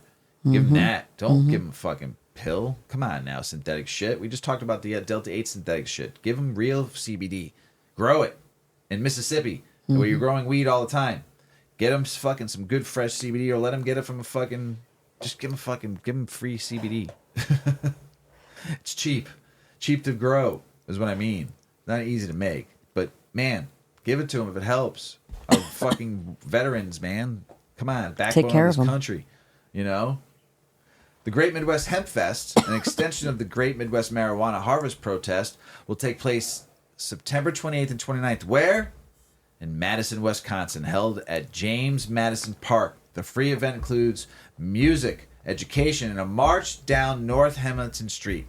This weekend, September 28th and 29th. Go to Madison, Wisconsin. Let's go. I'll go. Let's go. Let's go. Let's talk to our friend George from Dynavax. Yeah. See if they got a table. We'll go up there and hang out with Let's them. go visit. Yeah. I'll go up there for the day. It's not far. Yeah. You know. Polls. Swing state voters overwhelmingly support cannabis reforms.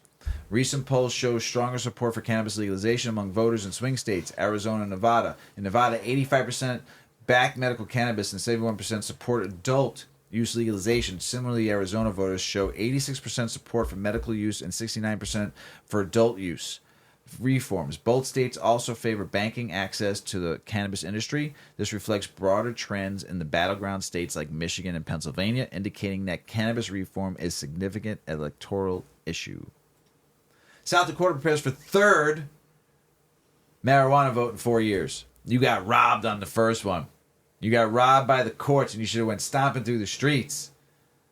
Like Paul Revere. The stoners are coming. The stoners are coming. That's what you should have done. So, but you had a second time and fucking missed. And this is the third time. South Dakota, if you get robbed again, Mrs. Weedman and I are going to get in the car with Yuki and drive to South Dakota.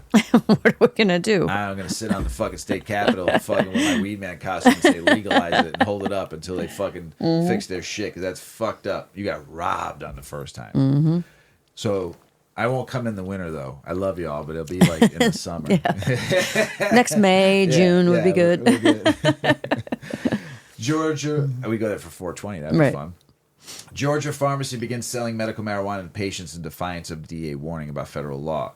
A pharmacy in Georgia has begun selling medical marijuana, defying DEA warnings against such actions due to federal laws classifying cannabis as a Schedule I drug. Vic Johnson, the owner of Living Well Pharmacy, believes pharmacies are ideal for dispensing medical cannabis, which is currently limited to low THC products. He aims to provide patients a safe avenue to obtain these products while navigating ongoing federal challenges. Hell yeah, Vic Johnson. Fuck the man. Regarding marijuana classifications. Despite potential DEA penalties, he anticipates a significant increase in business. Fucking, you're the only game in town. Of course you're fucking gonna be fucking busy. Right? Yeah. Cannabis sales total $1.3 billion in New Mexico. Good for you. Total so far. Like, not in 1 year, but total since they launched. They're pretty good for little old New Mexico. We went there one time. It was fun. Cannabis industry reports advocates for level playing field between hemp and marijuana. Now, this is fucking some controversial shit. I'm not gonna read the whole article, but because here it is. The hemp industry is because of the Hemp Farm Bill of 2018, and they had full access because it was federally approved to do basically whatever the fuck was legal. Business development, right? Cross state lines, CBD can go everywhere. You can grow anywhere you want. Fucking truckloads go here, planes go there, whatever. Beep, bop, boop, right? Mm-hmm. You can do what you want. Cannabis is so still fucking Schedule 1 federally. Can't do shit. Can't cross state lines. Can't fucking do what you need to do to make your business grow. You get stuck in one state, heavily taxed in those heavily taxed compared to CBD and hemp. Mm-hmm. Heavily taxed, like we said, cash cow for these fucking governments, right? A lot of state regulations, COAs, this, bop, bop, a beep, a bop, a boop, that you can't fucking do, you can't do shit. You know? Heavy cameras in all your facilities, man. You just like, oh, man. So, a new report from the Reason Foundation advocates for equal treatment between hemp and marijuana, criticizing existing regulations that create an uneven playing field. It calls for cohesive federal and state regulations to enhance consumer safety, reduce cost, and level the tax burdens on both markets. The report suggests that states should ease licensing for marijuana while imposing clearer standards for hemp-derived products, ultimately aiming to align the regulatory frameworks to foster a more competitive cannabis industry. Ba-beep, ba-bop, ba-boop, that's how it goes. Yeah. Right? Federal agencies examine core questions about medical marijuana for cancer, including as an opioid alternative to treatment. A recent federal report examines the use of medical marijuana among cancer patients, focusing on the potential as an opioid alternative for pain management. The study reveals that 32.9% of patients use cannabis primarily for symptoms like pain and insomnia, regardless of its legal status. Many patients perceive cannabis as safer and less addictive than opioids. The report highlights a significant knowledge gap among healthcare providers regarding cannabis, emphasizing the need for better communication and education on its use in the cancer care. A lot of good news. Yeah. A lot of fun news. Lots of good news. Yeah, Yeah. a lot. There was so much more. Yeah. I had to like cut some shit out. There was probably another like 15 minutes of news. Wow. Yeah, there was a lot in the last like 8 days since we did the last show. It's like, holy shit, where do you stop? You know? This was a good article. Sad. And it was a long one. I'm glad you paraphrased it a little bit. But this is... A little bit. These moms smoked weed legally. Mm-hmm. Then their kids were taken away. Yep. Tell us about it, Ms. Weedman. And so this is an abbreviated excerpt. I had to leave a few stories out. There's stories within this because we'd be here all night. So I will put the link for this in our post. Yep. So these moms smoked weed legally and their kids were taken away. Sella Givens is a bit of a wild child. She'll wake you up at 6 a.m., chuck a sippy cup your way, insist you play with her until, well, you play with her. Those tendencies have earned this 3-year-old a nickname, says her mother, Dosha Givens, Crazy Horse. She knows she's loved. She knows she's spoiled, Dosha tells Rolling Stone. She's in her villain era. In moments when the last thing Dosha wants to do is build another block tower or yield the computer keyboard, she can't resist. The smile on her face just lights up a room, Dosha says. It can brighten the gloomiest of days, even ones when her life as a single mom in Cleveland felt impossible. That's why Dosha was devastated when Sella was taken from her. Days after the horrific car accident that mangled Dosha's bones and tore through her muscles, the days after, with numerous surgeries required to hammer and nail her skeleton back in place, the crippling pain persisted. Dosha was prescribed heavy-hitting narcotics, oxycodone, and Vicodin among them. But she was terrified of becoming an addict. So, with her doctor's blessing, Dosha says she started smoking weed. She asked if it would impair her breastfeeding. No, she recalls him saying. A lot of patients do it, she remembers a different doctor telling her. Nothing to worry about. Over the next couple of months, things were fairly normal. Dosha got a little better each day. Sella, who'd started daycare by then, came home early a couple of times. A little vomit, diarrhea, and occasional fever. Nothing extraordinary, Dosha says. In January of 2023, Sella's father took her to the emergency room. Within a few hours, a blood test for tetrahydrocannabinol, or THC, came back positive. Due to that result, Dosha posed an imminent risk of serious harm to her daughter, according to Ohio Department of Job and Family Services protocol. Within 24 hours, Dosha and Sella were separated. Ugh, it's just unsettling. Across the country, tens of thousands of mothers like Dosha are coming under scrutiny because of cannabis use, whether based on hearsay or urine toxicology tests, often done without maternal consent. Reports of cannabis use are triggering notifications to Child Protective Services. Family investigations and separations follow. Black mothers have been particularly vulnerable. A year-long Rolling Stone investigation reveals.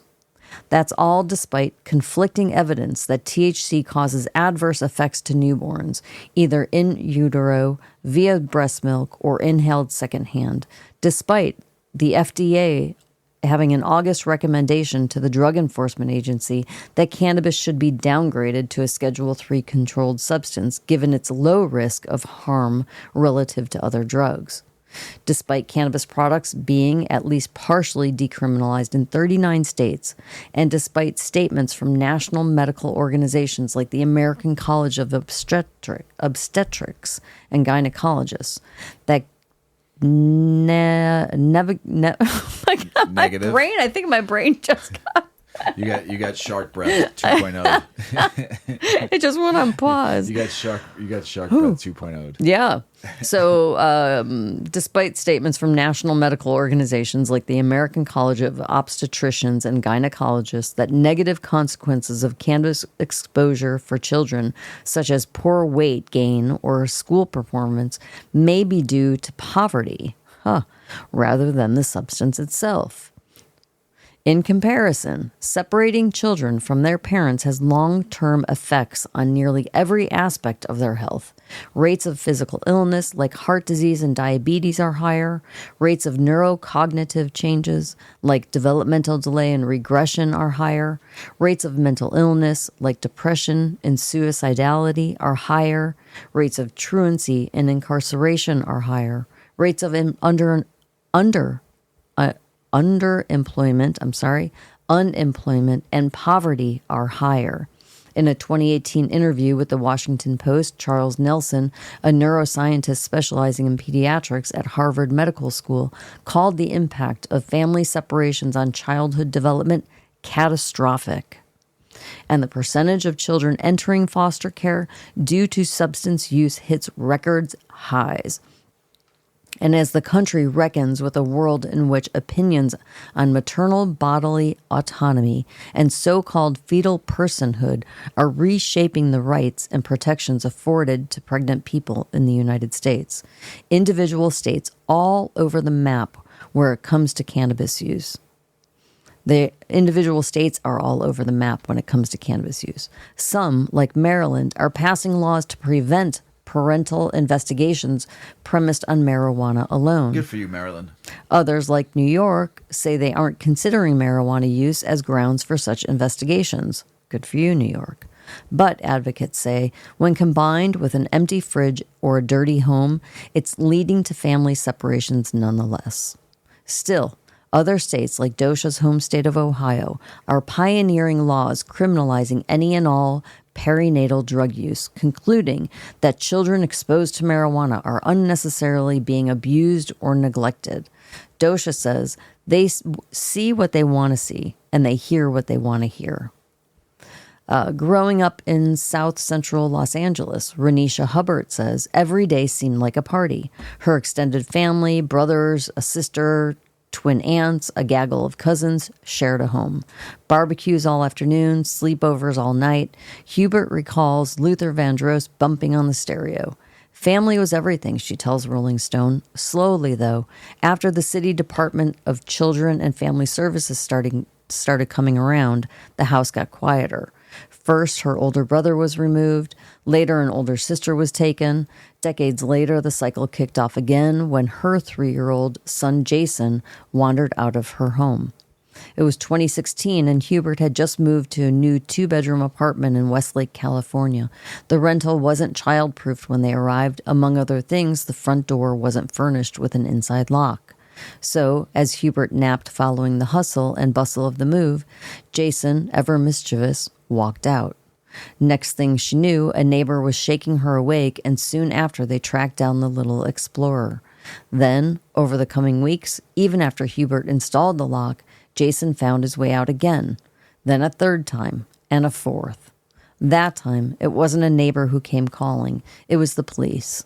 Soon, DCFS came calling too.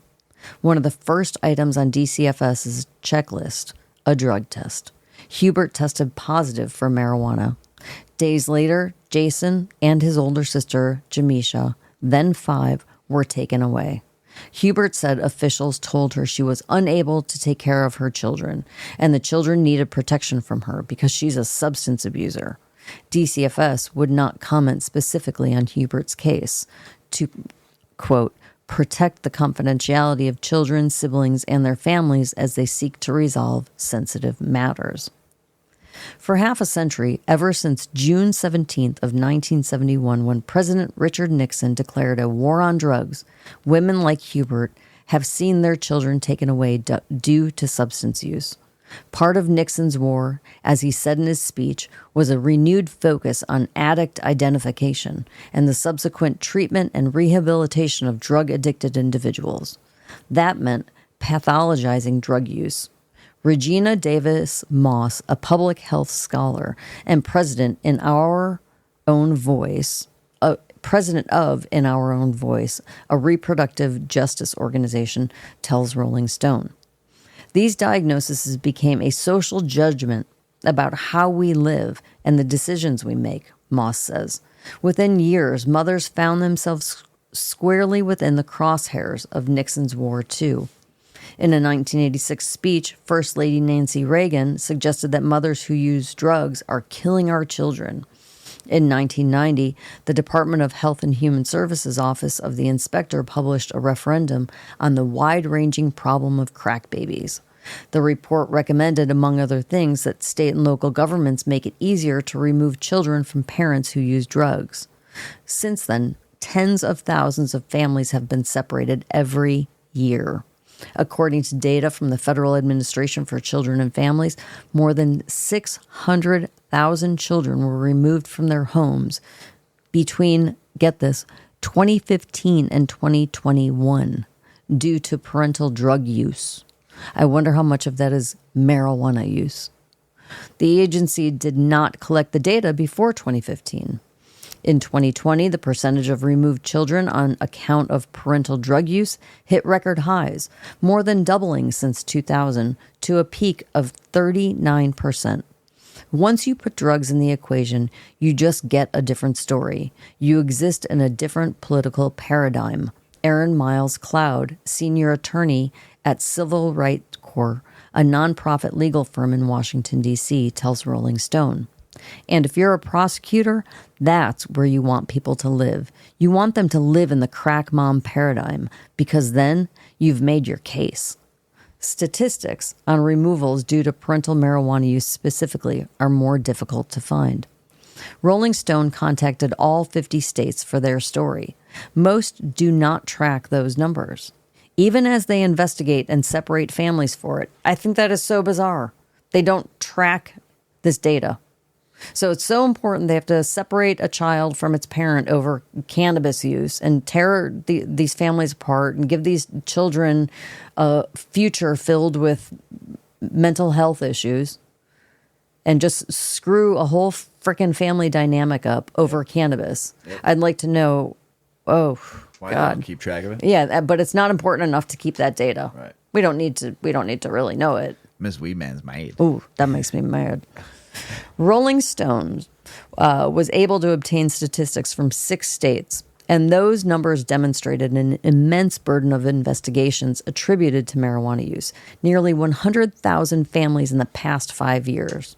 In Ohio alone, more than 70,000 families were investigated for using weed. Data obtained from West Virginia, Nebraska, and Iowa revealed thousands more investigations over the same period.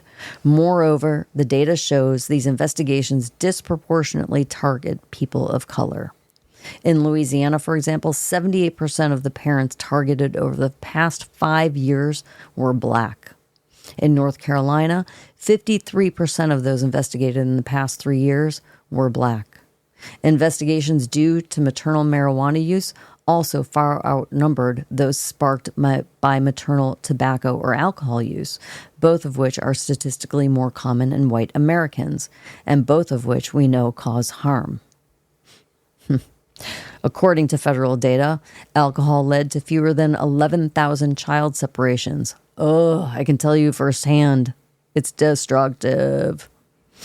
And only 11,000 children are removed from a home for it.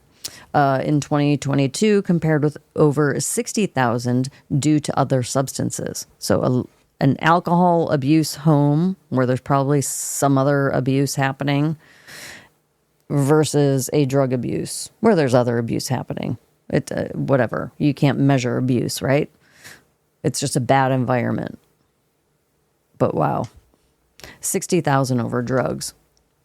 And still, only 11,000 over alcohol. Yeah. You know how much more alcohol use there is than abuse and child abuse in those situations?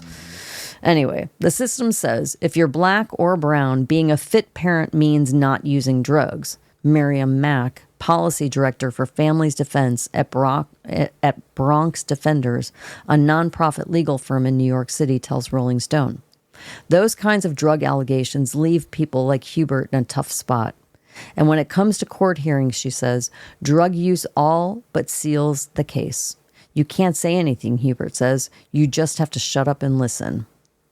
While both the American Academy of Pediatrics and the American Congress of Obstetricians and Gynecologists currently recommend against cannabis use during pregnancy and while breastfeeding, both also acknowledge that the AAP called in 2018 a lack of definitive research on cannabis's effect on a child's development. There's also scarce evidence that secondhand cannabis smoke impacts child development. Recent studies have found little relationship between cannabis smoke exposure and kids' lungs or brains.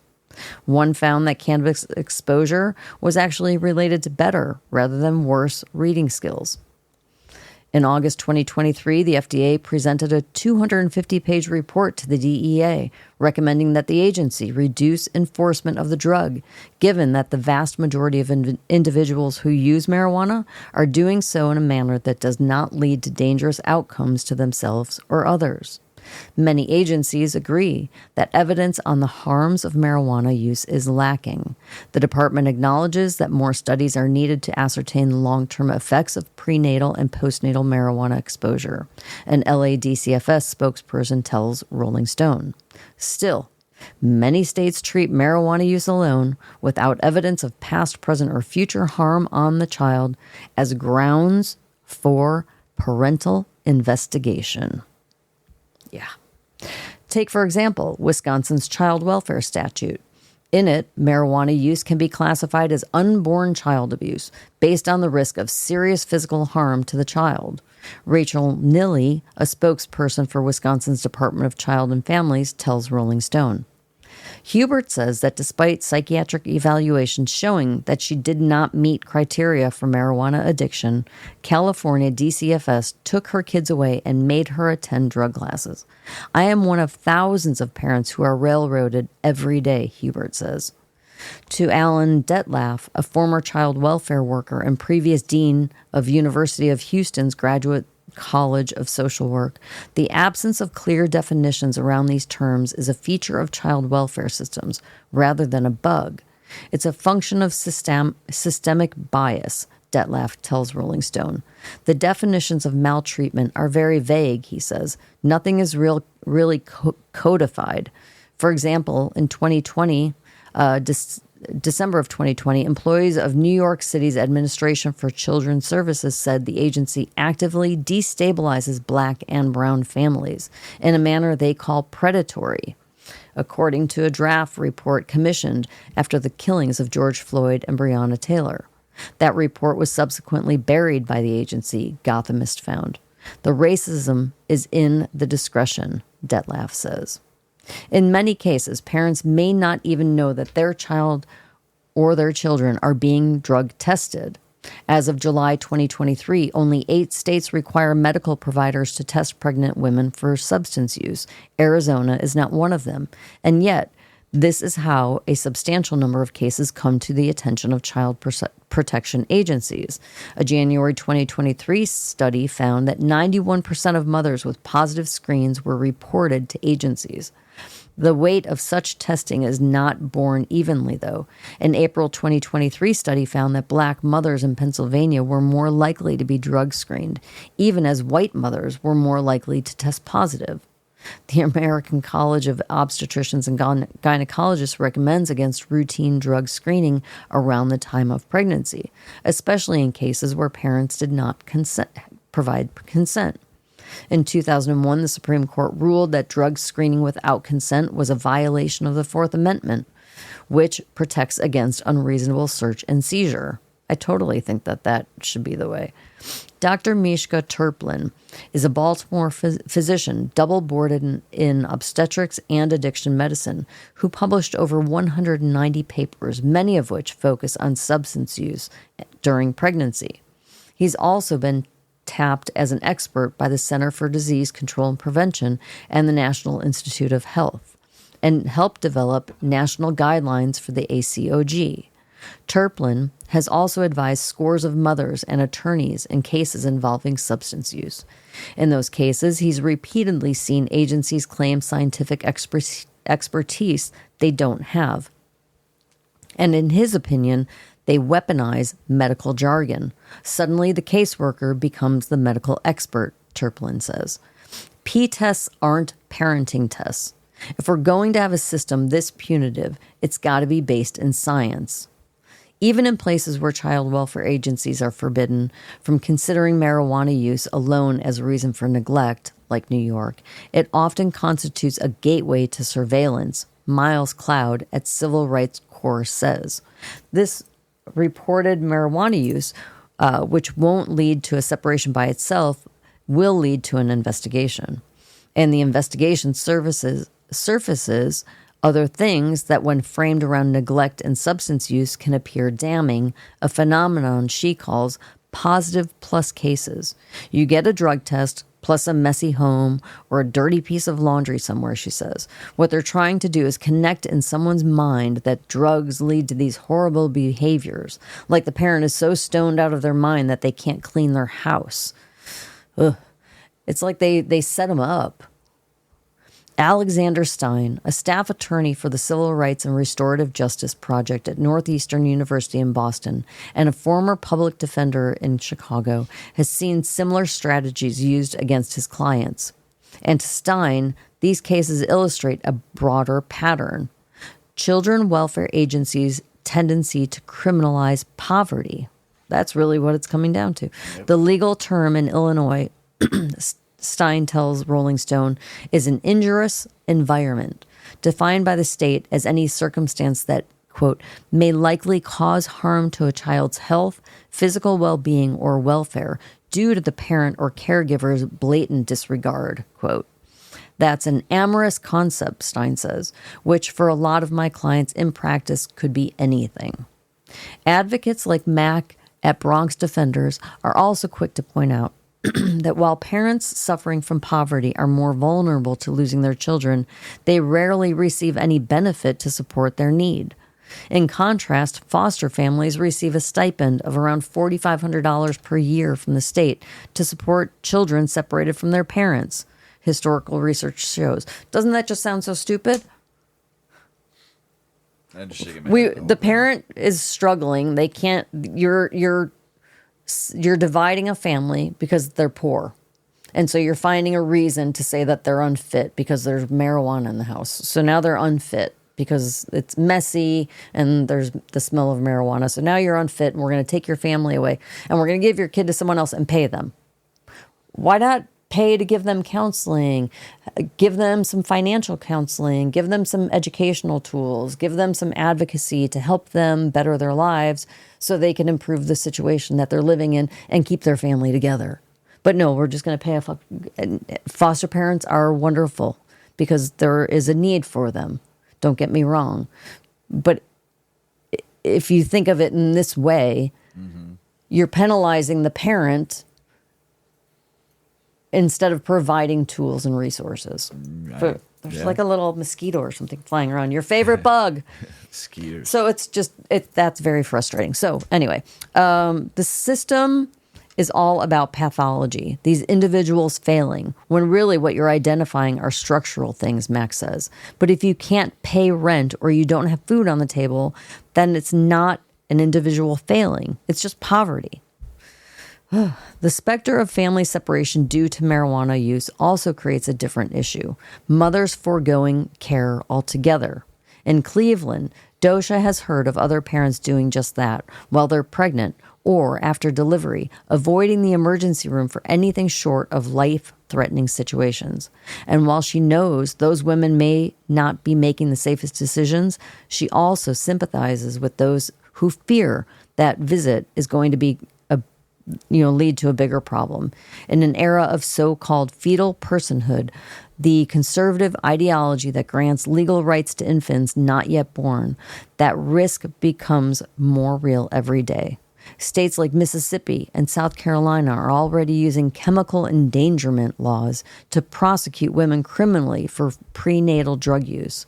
In Oklahoma and Alabama, women have been charged for using cannabis, including medical marijuana. Any sort of outside influence to determine whether or not I can keep my child could be and is a deterrent for women who are seeking care, Moss at In Your Own Voice says. When asked about the state's approach to child removal cases involving marijuana, Leanne Cornyn, director of Ohio's Department of Mental Health and Addiction Services and former chief of staff for Governor Mike DeWine, tells Rolling Stone, there is no universal approach given that enforcement varies by county. What we should be focusing on is deploying our resources to conduct investigations on children that have the evidence of needing help. According to a recent study in the Journal of American Medical Association, in 2019, Black maternal mortality rates in Ohio, it was around 60 per 100,000, a figure 2 to 9 times higher than any other racial group. That makes giving birth as a Black person in Ohio statistically more dangerous than in countries like El Salvador and Syria. And according to 2020 data from Ohio, Cuyahoga County, I think I butchered that, where Cleveland is located, had a Black infant mortality rate of 15 per 1,000. That figure was almost 4 times that of white children, indicating that being born as a Black infant in the county was more dangerous than in countries like Mongolia, Tonga, or Costa Rica. Jeez. Questioned about these statistics, Cornyn says that we want every Ohioan to live up to their full potential. It's a work in progress, she adds. Clearly, we're not all the way there yet. Dosha, who I mentioned earlier in the article, went to parenting classes and substance use classes for weeks after Sella was removed from her custody. She drove across town for drug tests once or twice a day, paid for gas, arrived late for work, and bore those consequences. Ohio Job and Family Services would text her on a Friday morning, she recalls, demanding a test in the next 48 hours, even as drug testing centers refused to accommodate her on the weekends. And if you miss a test, they told her that counts as a positive. How do you know you're not addicted? A judge asked her at one point when she questioned the necessity of the tests. Despite her hesitations, Dosha complied. Eventually, she and Sella were reunited.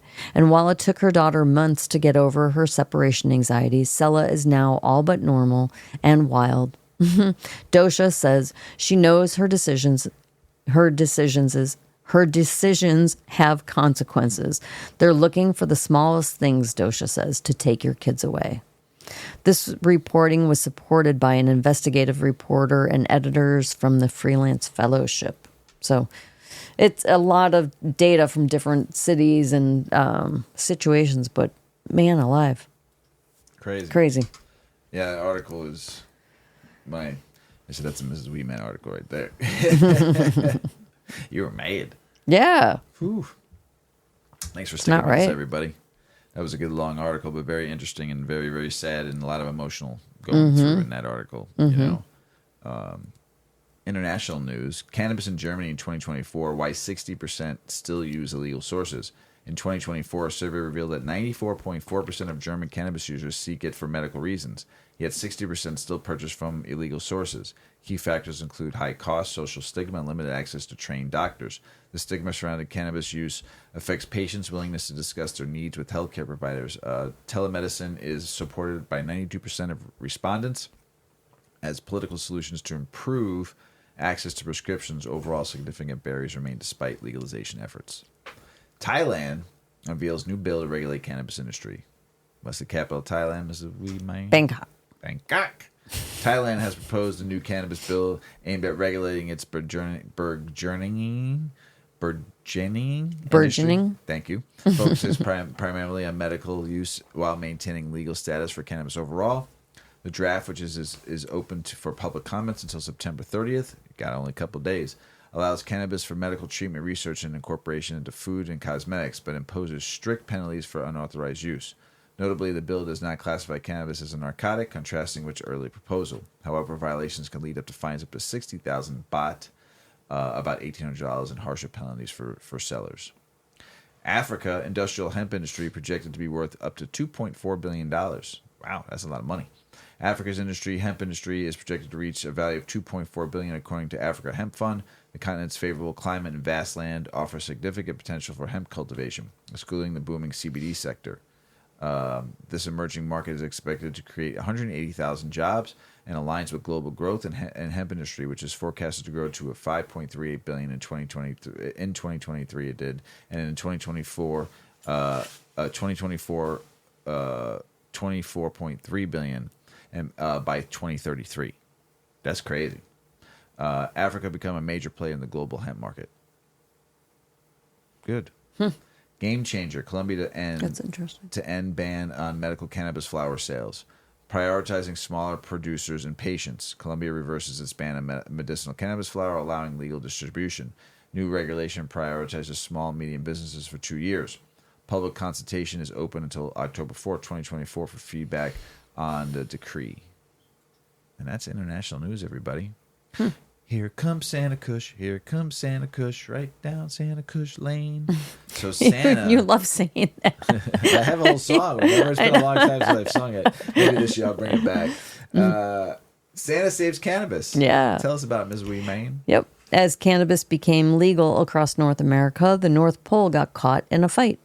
Canada and a big chunk of the United States have legalized cannabis. The results have been improved medical options, a decrease in alcohol consumption, a reduction of youth use, and more chill people. But the journey to this point has been tough. Opponents have spread misinformation and slowed the process. Even the current administration has been lackadaisical in their approach. Medical marijuana patients will tell you the benefits in treatment of chronic pain, cancer, insomnia, inflammation, and more. Veterans now have access to treatment that's proven to help with PTSD. It's been a battle, but in one case, Santa saves Christmas for marijuana fans. Thomas O'Connor, a monk, legally changed his name to Santa Claus in 2005. He's a city welfare activist and local city council member.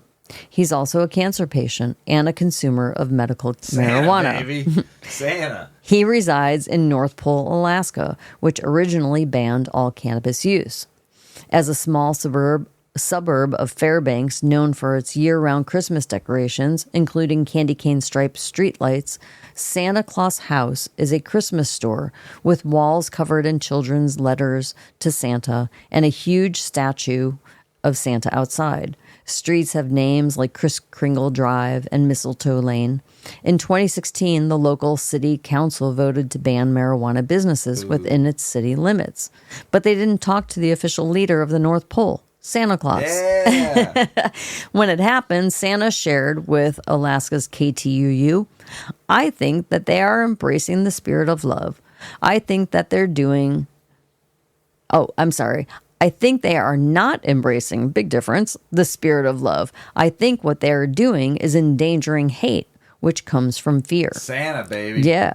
But you don't become Santa without having some goodwill, determination, and drive. Santa worked with the city and the city council and managed to get the proposition overturned. Now the area boasts 3 cannabis dispensaries. And Santa, well, he continues his children welfare advocacy work. I like that. And as of 2022, he is the mayor pro tem of the North Pole. Unfortunately, Santa is still plagued with cancer and continues to be a medical marijuana patient. We hope more research is in his stocking this year to provide help and relief for him and the millions of patients who would benefit. Hell yeah. See, everybody, Santa Claus is real. See? Just go to North Pole. That's right. Right? North Pole, He's Alaska. the mayor. He's the mayor. And he loves weed. Ask for Santa. Hell yeah. Bring Santa him a joint. Claus, coming to town. Here comes Santa Kush. Here comes Santa Kush. Don't forget to leave your bong out and fucking infuse cookies for Santa. I'm telling you right now, that's how it gets done every year. Oh my gosh. I'd like to thank Redemption Botanicals for throwing us some weed for the show. Appreciate that with that SharksBreath 2.0. Good stuff. I'm going to smoke a little more before bed tonight. Eat my Eddie and go to Betty. You know what I'm saying? You didn't make that up, but that's pretty cute. I just did. What are you talking about? Come on, did you? I just did. Trademark. It is 9/24/24. And it's spelled BEDDIE. Oh, shit. Ms. Weedman? I'm still cracking up. You got anything else to Mr. say? Weedman. Got Well, anything else to everybody, say? have a wonderful week. It's the last weekend of September. It's the start of fall. Just have a great week and smoke some weed. That's it. Hey, everybody out there, we love you. Thanks for supporting 8decades.com. Check out Mrs. Weedman's baby. I forgot to mention it earlier, but thank you, everybody who's supporting us. I appreciate you. And we love you out there. Peace be with you all. As Paulie always says, smoke smart. Puff, puff, and away. Puff, puff, pass. Check out our cannabis lifestyle brand online at 8decades.com. Our custom smokes and accessories are perfect for your coffee table, bedroom nightstand, or kitchen counter. They're designed for you to show them off. The Canna community is also loving our hemp and cotton blend t-shirts, sweatshirts, scarves, and hats, finished off with our 8 Decades logo. We've got some awesome long-lasting goods that will be your favorite for years to come. 8 Decades, because a 9th decade of cannabis prohibition isn't acceptable.